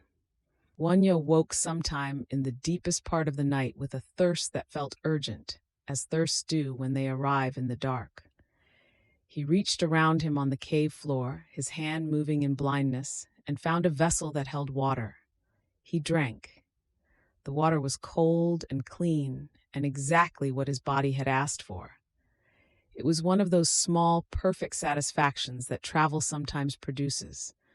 The right thing in the right moment, found without searching. He lay back down and slept again without difficulty, grateful in the uncomplicated way one is grateful in the dark when the body's need has been met. Morning came into the cave gradually, and Wanya woke a second time to full light and turned to look at the vessel from which he had drunk in the night. It was a human skull. Old, bleached, filled with rainwater that had collected over time in the dark hollow of the cranium. The water he had drunk in the night had been the same water he was looking at now, clear water in a vessel of old bone. He retched. His body, which had been grateful in the dark, rejected in the light what it had accepted without hesitation. The water had not changed. The water was exactly the same water. Only his knowledge of the vessel had changed, and with that knowledge had come revulsion where there had been satisfaction. He sat with this for a long time. Wisang still slept near him, and the morning light continued its slow entry into the cave, moving across the stone floor in a way that was entirely indifferent to what had just occurred inside one monk's understanding. The water was the same water. His mind had produced two entirely different experiences from the same object, one of gratitude and satisfaction, one of horror, and the only variable between them was what he had known and not known. Not the object, not the world, the mind that met the world. All dharmas arise from the mind, he understood, not as a phrase, not as a position in a scholarly debate, but as something his body had demonstrated to him in the night, without his consent, without preparation. The teaching was not in China. It had been in him the whole length of the journey. He did not need to cross the sea. He turned back. Wisang continued westward, and Wonyo returned eastward through the same landscape he had just walked through. But it was not the same landscape, because he was not the same monk, and the difference was not something he would have been able to explain at the cave's mouth before he turned. He returned to Silla and spent the remaining decades of his life not in a monastery, but among ordinary people.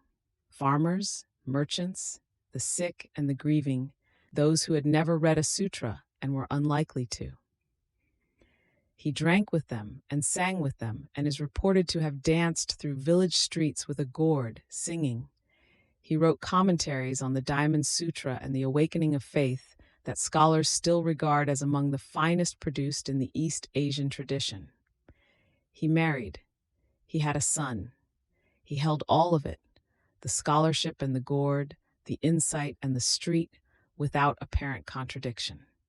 5 centuries after Wonyo turned back from his cave, a young monk named Jinul sat alone in a Dharma hall in Korea and opened the Platform Sutra of the 6th Patriarch, the text that Huineng had composed by dictation in the monastery in southern China, the text that had begun with a poem on a wall and an illiterate kitchen worker who had understood what the learned students had not.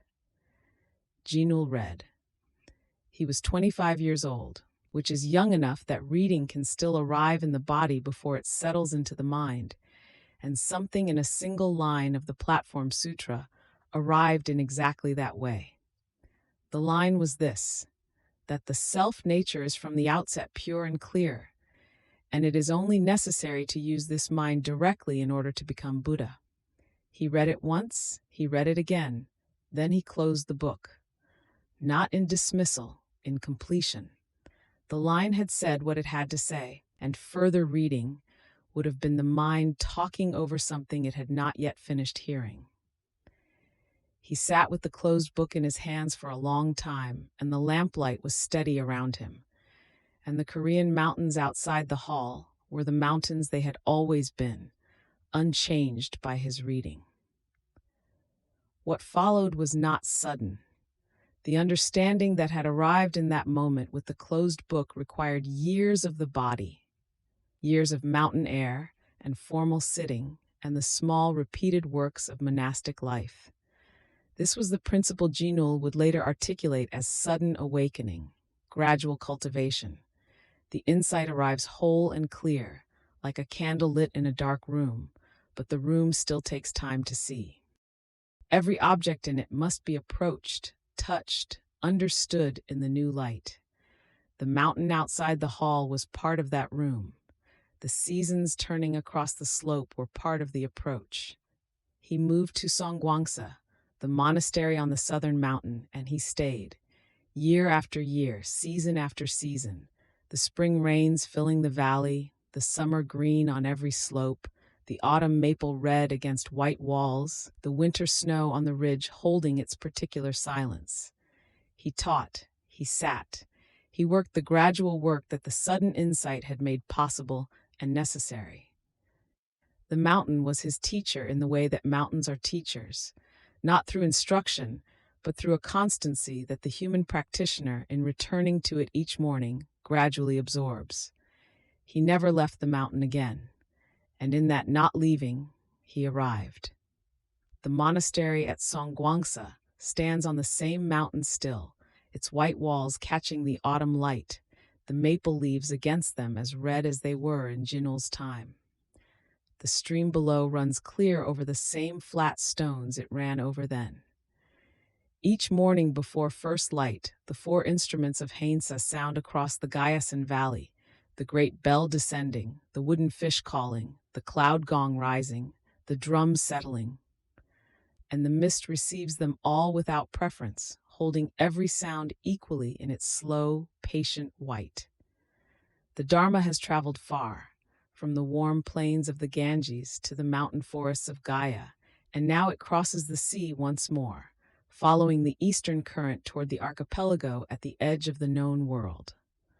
The water between Korea and Japan is not wide, but it holds a long silence, a gray-green expanse of swells moving without urgency beneath an evening sky.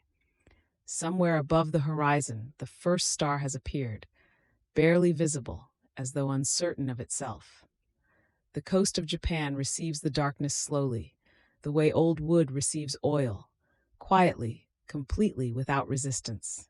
The island of Honshu rises from the water in layers of blue and gray, its mountains folded one behind another like the pages of a book left open on a table. The forests here are dense with Japanese cedar, sugi, trees that grow arrow straight for 60 meters before they think of branching, their bark the color of old rust, their crowns so high that the light reaching the forest floor arrives already softened, already changed. The resin of these trees carries a scent unlike any other, deep and meditative, neither sweet nor sharp, simply present, like the sound a bell makes long after it has been struck. Mount Koya sits at 900 meters above the coastal plain, a plateau cradled by 8 mountain peaks, as though the mountains themselves had gathered to hold something precious at their center. The monastery complex here, Koyasan, was founded in the year 816 by a monk named Kukai, who had studied for 2 years in the great Tang capital of Chang'an, and returned carrying something that could not be put down. The cedar forests that surround Koyasan were already old when Kukai arrived. They were already old in the way that certain silences are old, not empty but full of everything that has passed through them. Evening comes to Koyasan with a gradual deepening of the shadows between the trees. The light does not leave all at once. It withdraws by degrees, first from the spaces between the trunks, then from the moss on the lower stones, then finally from the very tops of the cedars where it lingers longest, a pale gold held high above the dark ground. The air cools as the light goes, carrying with it that resinous cedar scent, which seems to intensify in the cold, as though the trees exhale more deeply in the dark. A single temple bell sounds somewhere in the compound, one stroke, then silence, then the long resonance settling into the forest floor. The path to Okanoin begins at the edge of the main temple precinct and moves through 2 kilometers of cedar forest toward the innermost sanctuary of Koyasan. On either side of the path, for its entire length, stone lanterns stand among the gravestones, more than 200,000 of them. The gravestones accumulated across 12 centuries, moss-covered and tilting and patient. As evening deepens into night, oil lamps and small orange candles are lit along the path, tens of thousands of them, so that the way to Okanoin becomes something like a river of light, moving slowly through the dark forest, neither urgent nor restless, simply burning.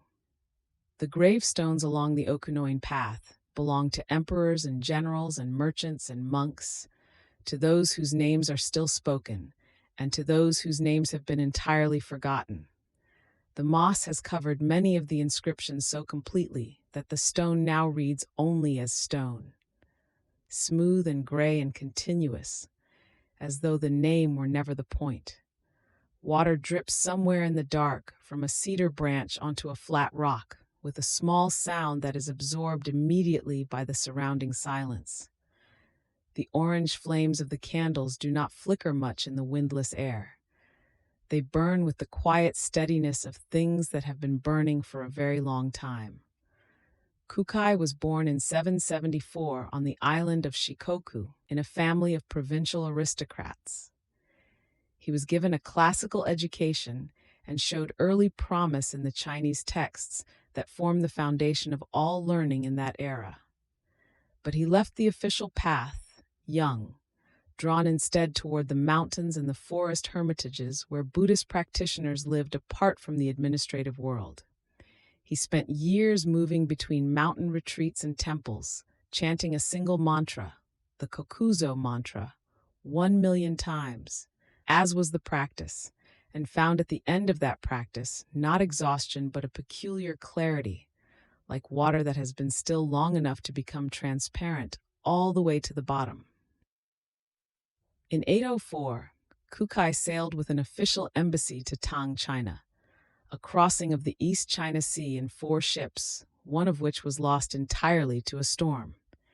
He arrived in Chang'an, the largest city in the world at that time, and made his way to the Shiming Temple and then to the master Huiguo, who was said to be the inheritor of the esoteric Vajrayana lineage transmitted from India through a single line of teachers. Huiguo was old and ill, and had been waiting, it was said, for a student capable of receiving everything he knew. Within months, he had transmitted to Kukai all of the initiations and teachings he had preserved across a lifetime. The teaching was not a set of propositions.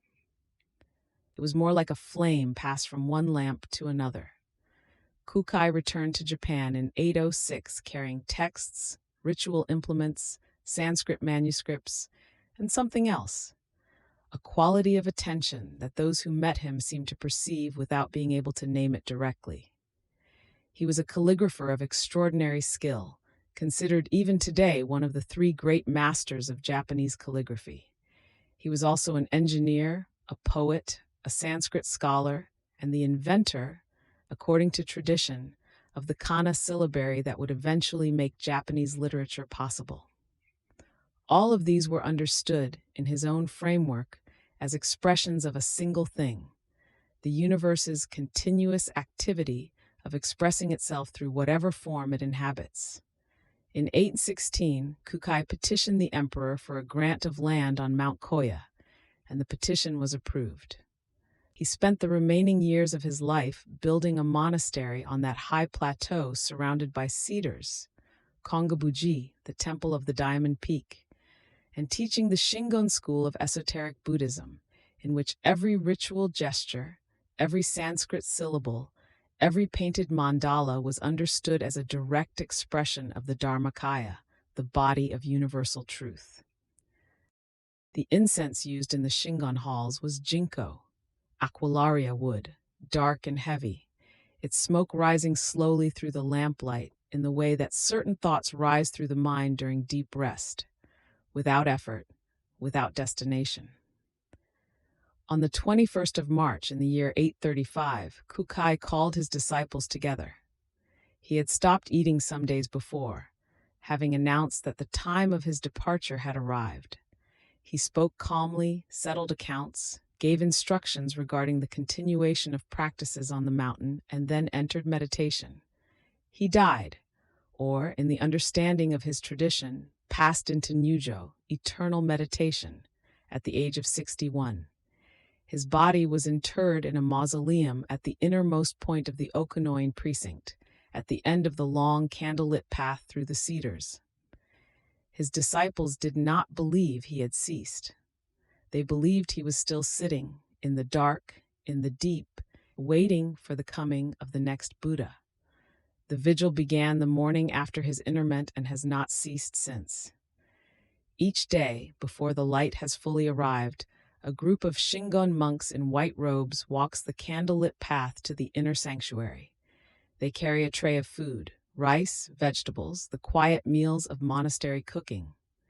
They arrive at the door of the mausoleum, which is low and made of dark wood worn smooth by more than 12 centuries of hands. The door is opened.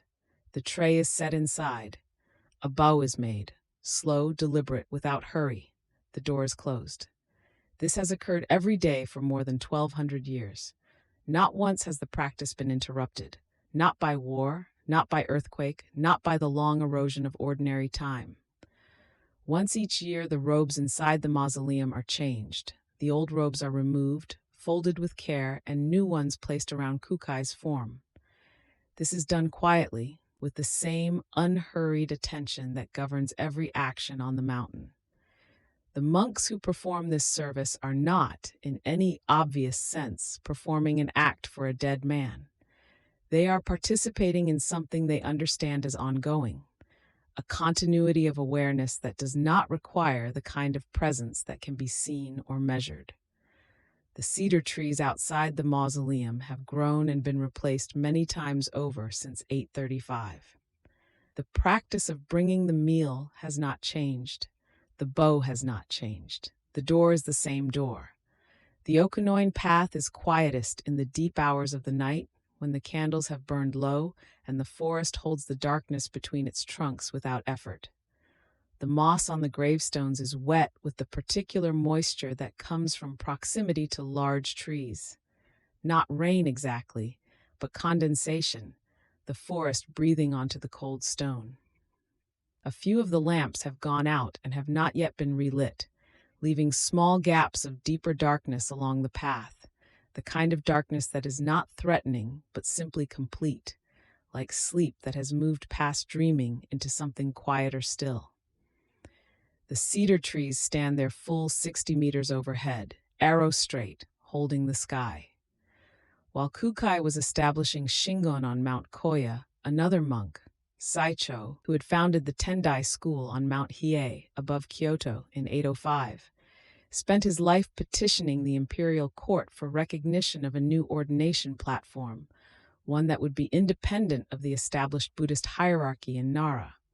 It was the work of decades, letters, appeals, careful arguments composed in careful classical Chinese, sent down from the mountain to the palace, and answered slowly, or not answered at all. On the day before his death, Saicho was still composing such a letter, his brush moving across the paper with the same careful attention it had carried for 40 years.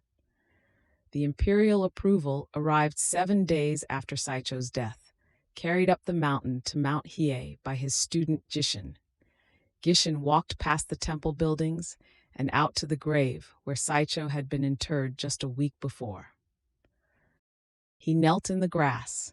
It would have been summer grass, long and slightly damp, and set the letter of approval down on the stone.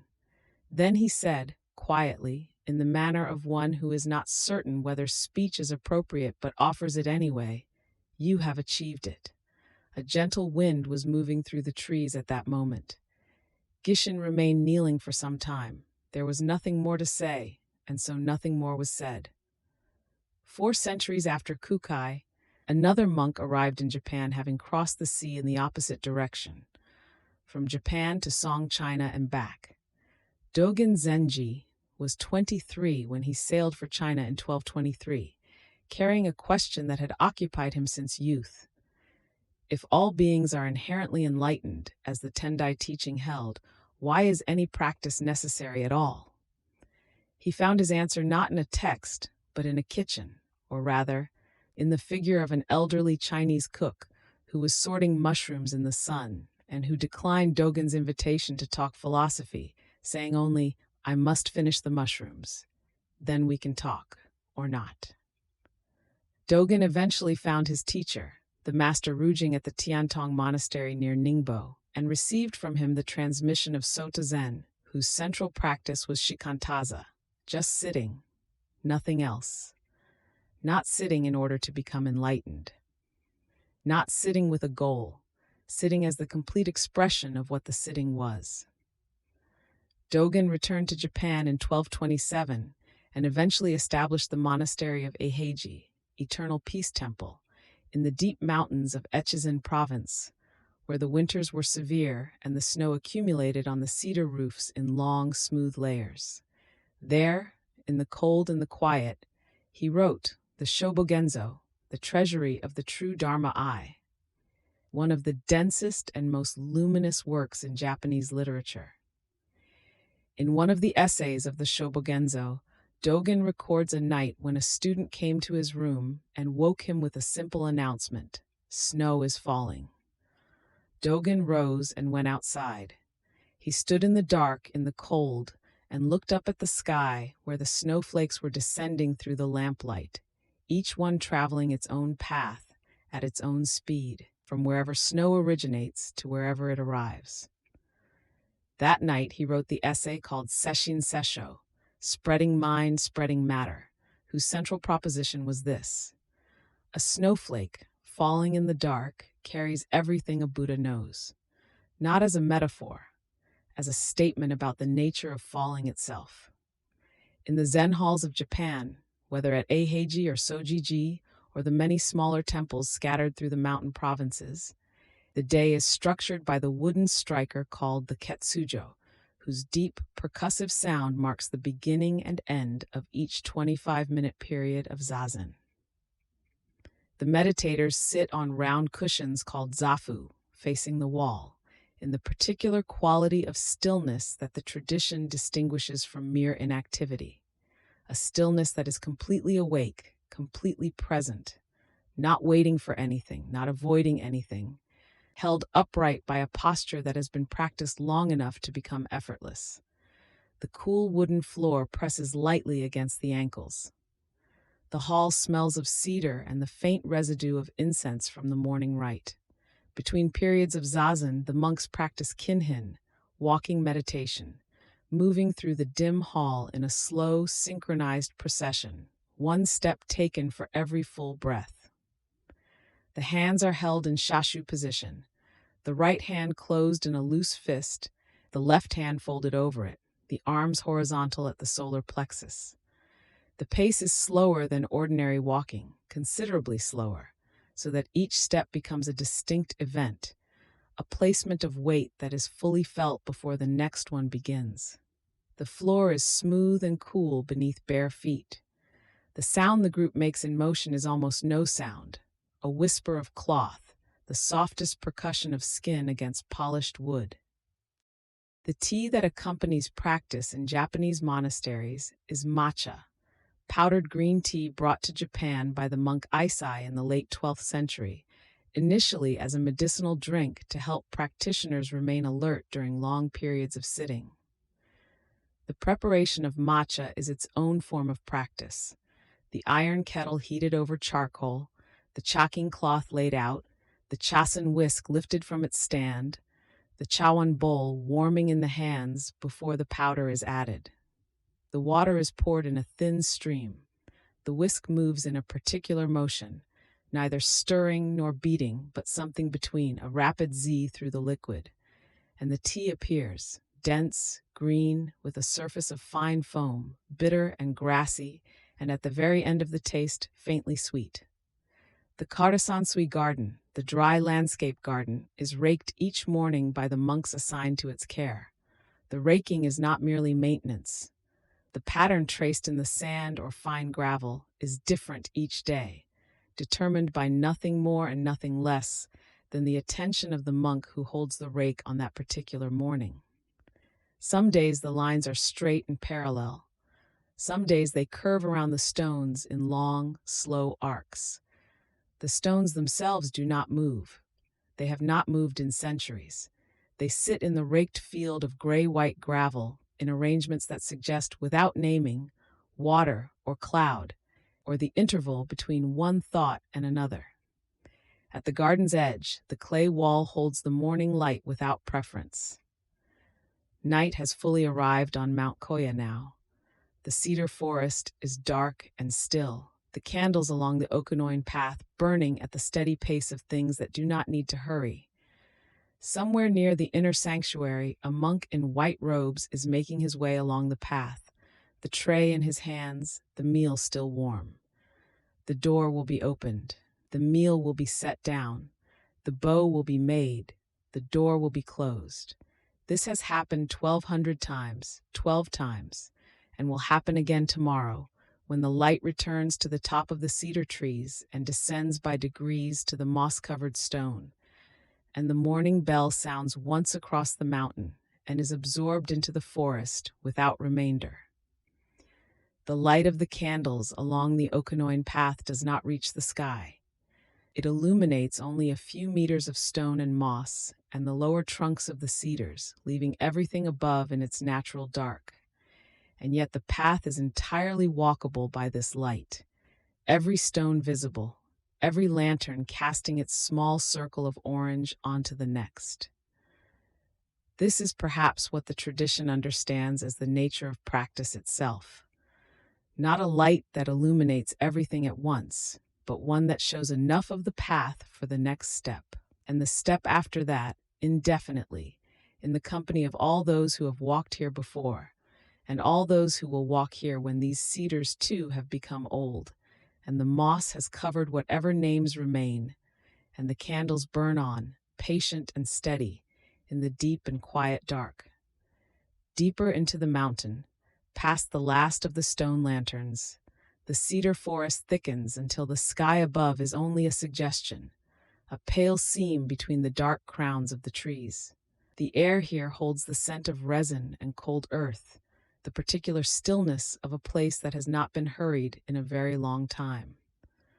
Somewhere in the hall behind the wooden gate, a monk is already kneeling before a small fire, setting a covered vessel of rice and warming water for soup. The movements are practiced, unhurried, made 10,000 times before this morning and 10,000 times before that. Dogen Zenji, who had crossed the sea to China and returned carrying something he could not quite name, wrote an entire book about how a monastery cook must hold his work. The text was called the Tenzo Kyokun, Instructions for the Cook Monk, and its core teaching was so simple it took a lifetime to hear properly. When you wash rice, wash the rice. When you heat water, heat the water. There is no higher meditation. The monk reading these words in the firelit kitchen of Eiheiji, centuries after they were written, sets down the wooden ladle and is still for a moment, the steam rising. The rice itself carries a kind of instruction.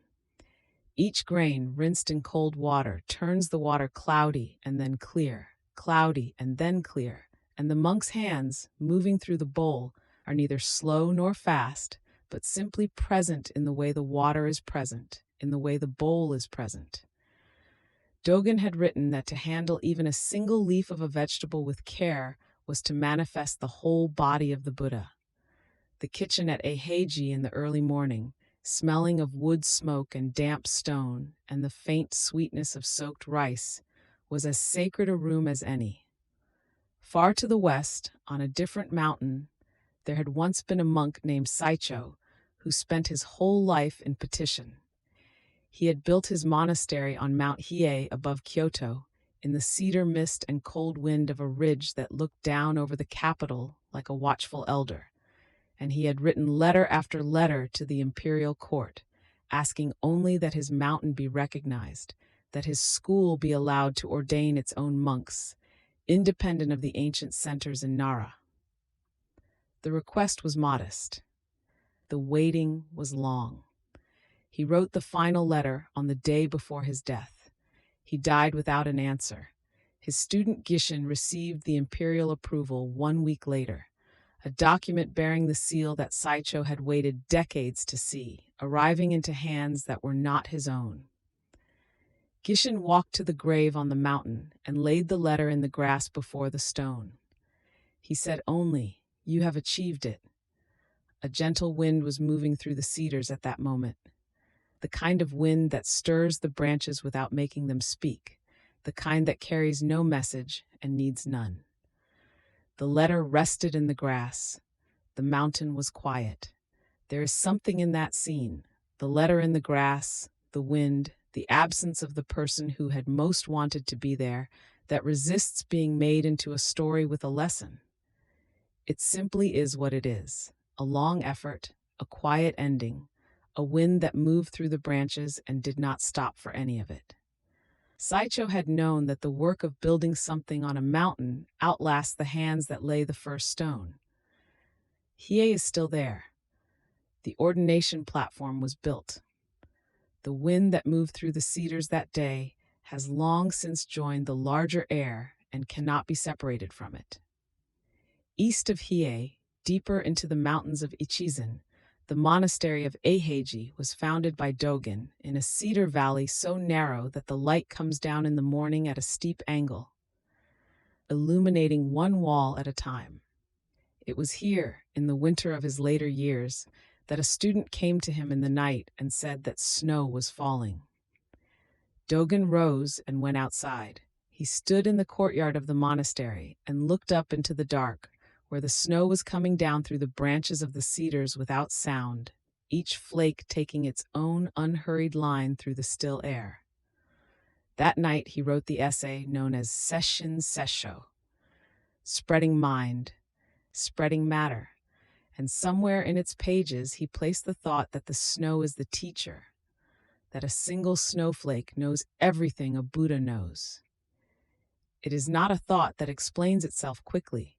It rests in the mind the way snow rests on a branch, lightly, without insisting, accumulating into something only gradually, in the dark and the silence, while the person sleeping does not notice the weight of it until morning, when the world outside has been made new and very white and entirely still.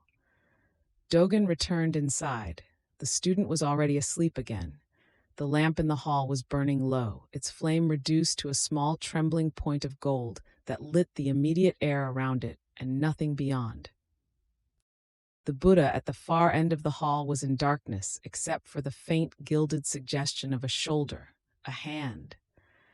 The snow outside continued to fall, indifferent to whether it was observed or not, teaching the same thing to the cedars and to the empty courtyard and to the wooden roof, and to no one at all, as it had been doing long before any monastery was built here, and would go on doing long after. The Zen hall in the deep of night is a particular kind of room. It is long and low, with wooden sleeping platforms along each wall, and a central aisle of smooth, dark floor worn pale by generations of bare feet. The smell is cedar resin and incense ash and the cold that comes in through the gaps around the door.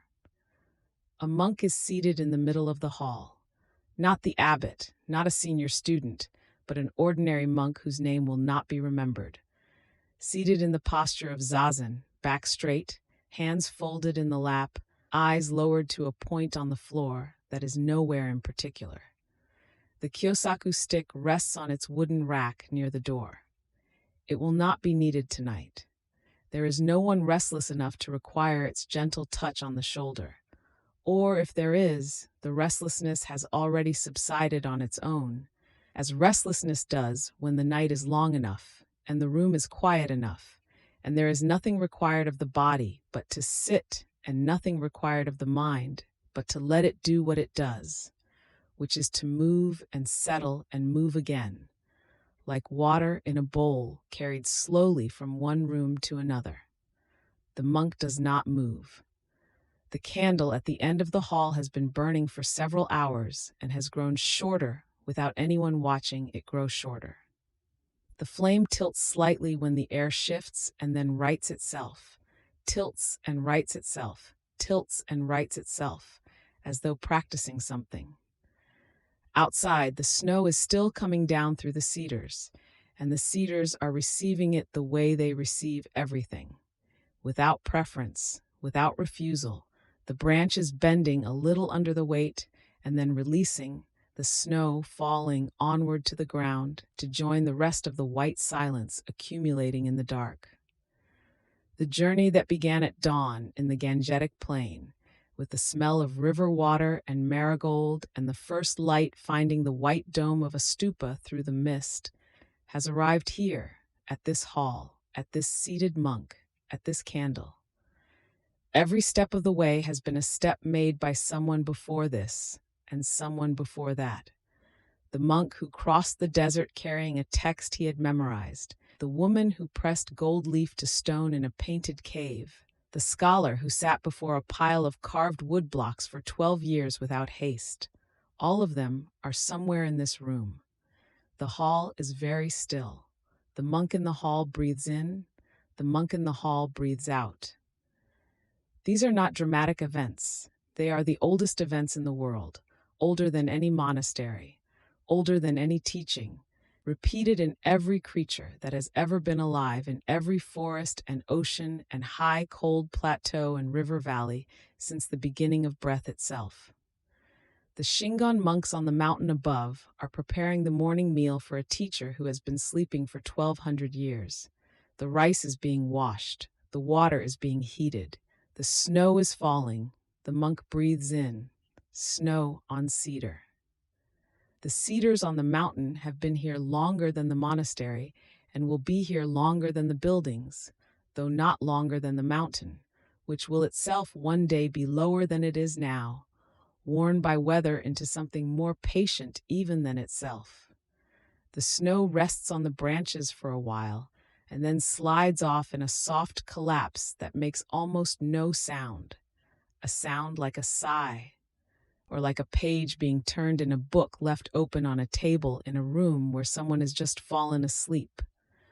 A lamp in a cave, somewhere along the long road from the western deserts, in a chamber painted with figures whose names have been forgotten by everyone but the figures themselves.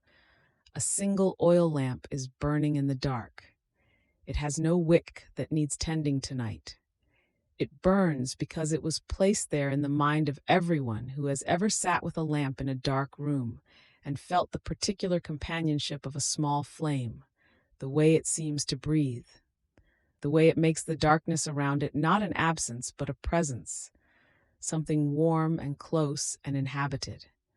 A bowl held in two hands. The chawan, the tea bowl, celadon-ribbed, cool to the touch, slightly asymmetric in the way that things made by hands rather than machines are always slightly asymmetric, is held at the level of the heart.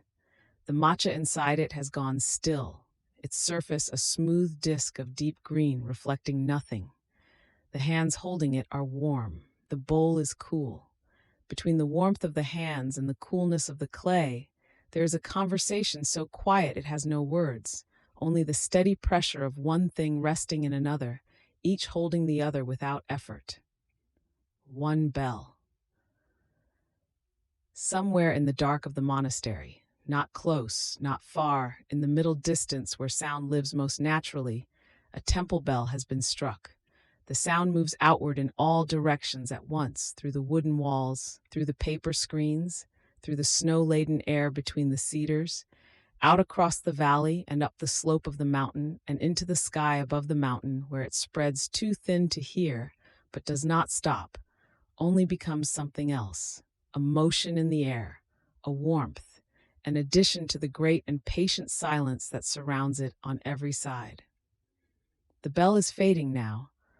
or rather the bell has already faded, and what remains is the memory of the bell, which is itself a kind of bell, a softer one, struck in the interior of whoever heard it, going on for longer than the original sound, tapering towards silence the way all things taper towards silence when they have said what they had to say. The monk in the hall does not move. The snow does not stop. The candle has burned lower still, its flame now very small, very bright, very much itself. The snow on the cedar knows what the bell knows, that the moment of falling and the moment of silence are not separate. The lamp in the cave knows what the bowl knows, that to hold something is also to be held. The monk in the hall knows what the mountain knows, which is older than knowing, which is simply this: the breath going in, the breath going out, the world continuing in its slow and patient way, undramatic, unhurried, asking nothing. The candle, the snow, the cedars receiving what falls and releasing what gathers. The monk's hands folded in the dark, neither grasping nor letting go. The world that was walked today, from the river at dawn to this mountain in the night, rests in the same silence that has always been under it, the way the bedrock rests under the soil, and the soil rests under the moss, and the moss rests under the snow, each layer patient, each layer held. Snow on cedar, still falling. The branches dark and the snow white, and the sky between them the particular blue that has no name in any language, but is recognized by every eye that has ever looked up into a winter night and felt, without being able to say why, that the world was complete exactly as it was. A lamp in a cave, still burning, the painted figures on the wall neither sleeping nor waking, the sand on the floor still carrying the impression of the last foot that walked here, the impression slowly filling with the dust that falls in every sealed room, year by year, grain by grain, so slowly it cannot be seen, only known. A bowl held in two hands, the warmth of the hands passing into the clay holding it. The green surface of the matcha perfectly still, like a small lake in a country where the wind has stopped and the reeds are standing straight, and everything that was moving has come to rest in the same moment, gently, without decision. The breath of the world continuing. The bell is gone. The candle is very low. The snow falls without haste on the cedar, on the stone, on the names and the nameless both. The monk does not move. There is nothing to arrive at. There is only this: the breath going in, the breath going out, the night holding everything in its dark and patient arms. And so the bell falls silent on our journey through Buddhist Asia. Thank you for traveling with us tonight. Until our next journey, Lullaby Atlas. Sleep well.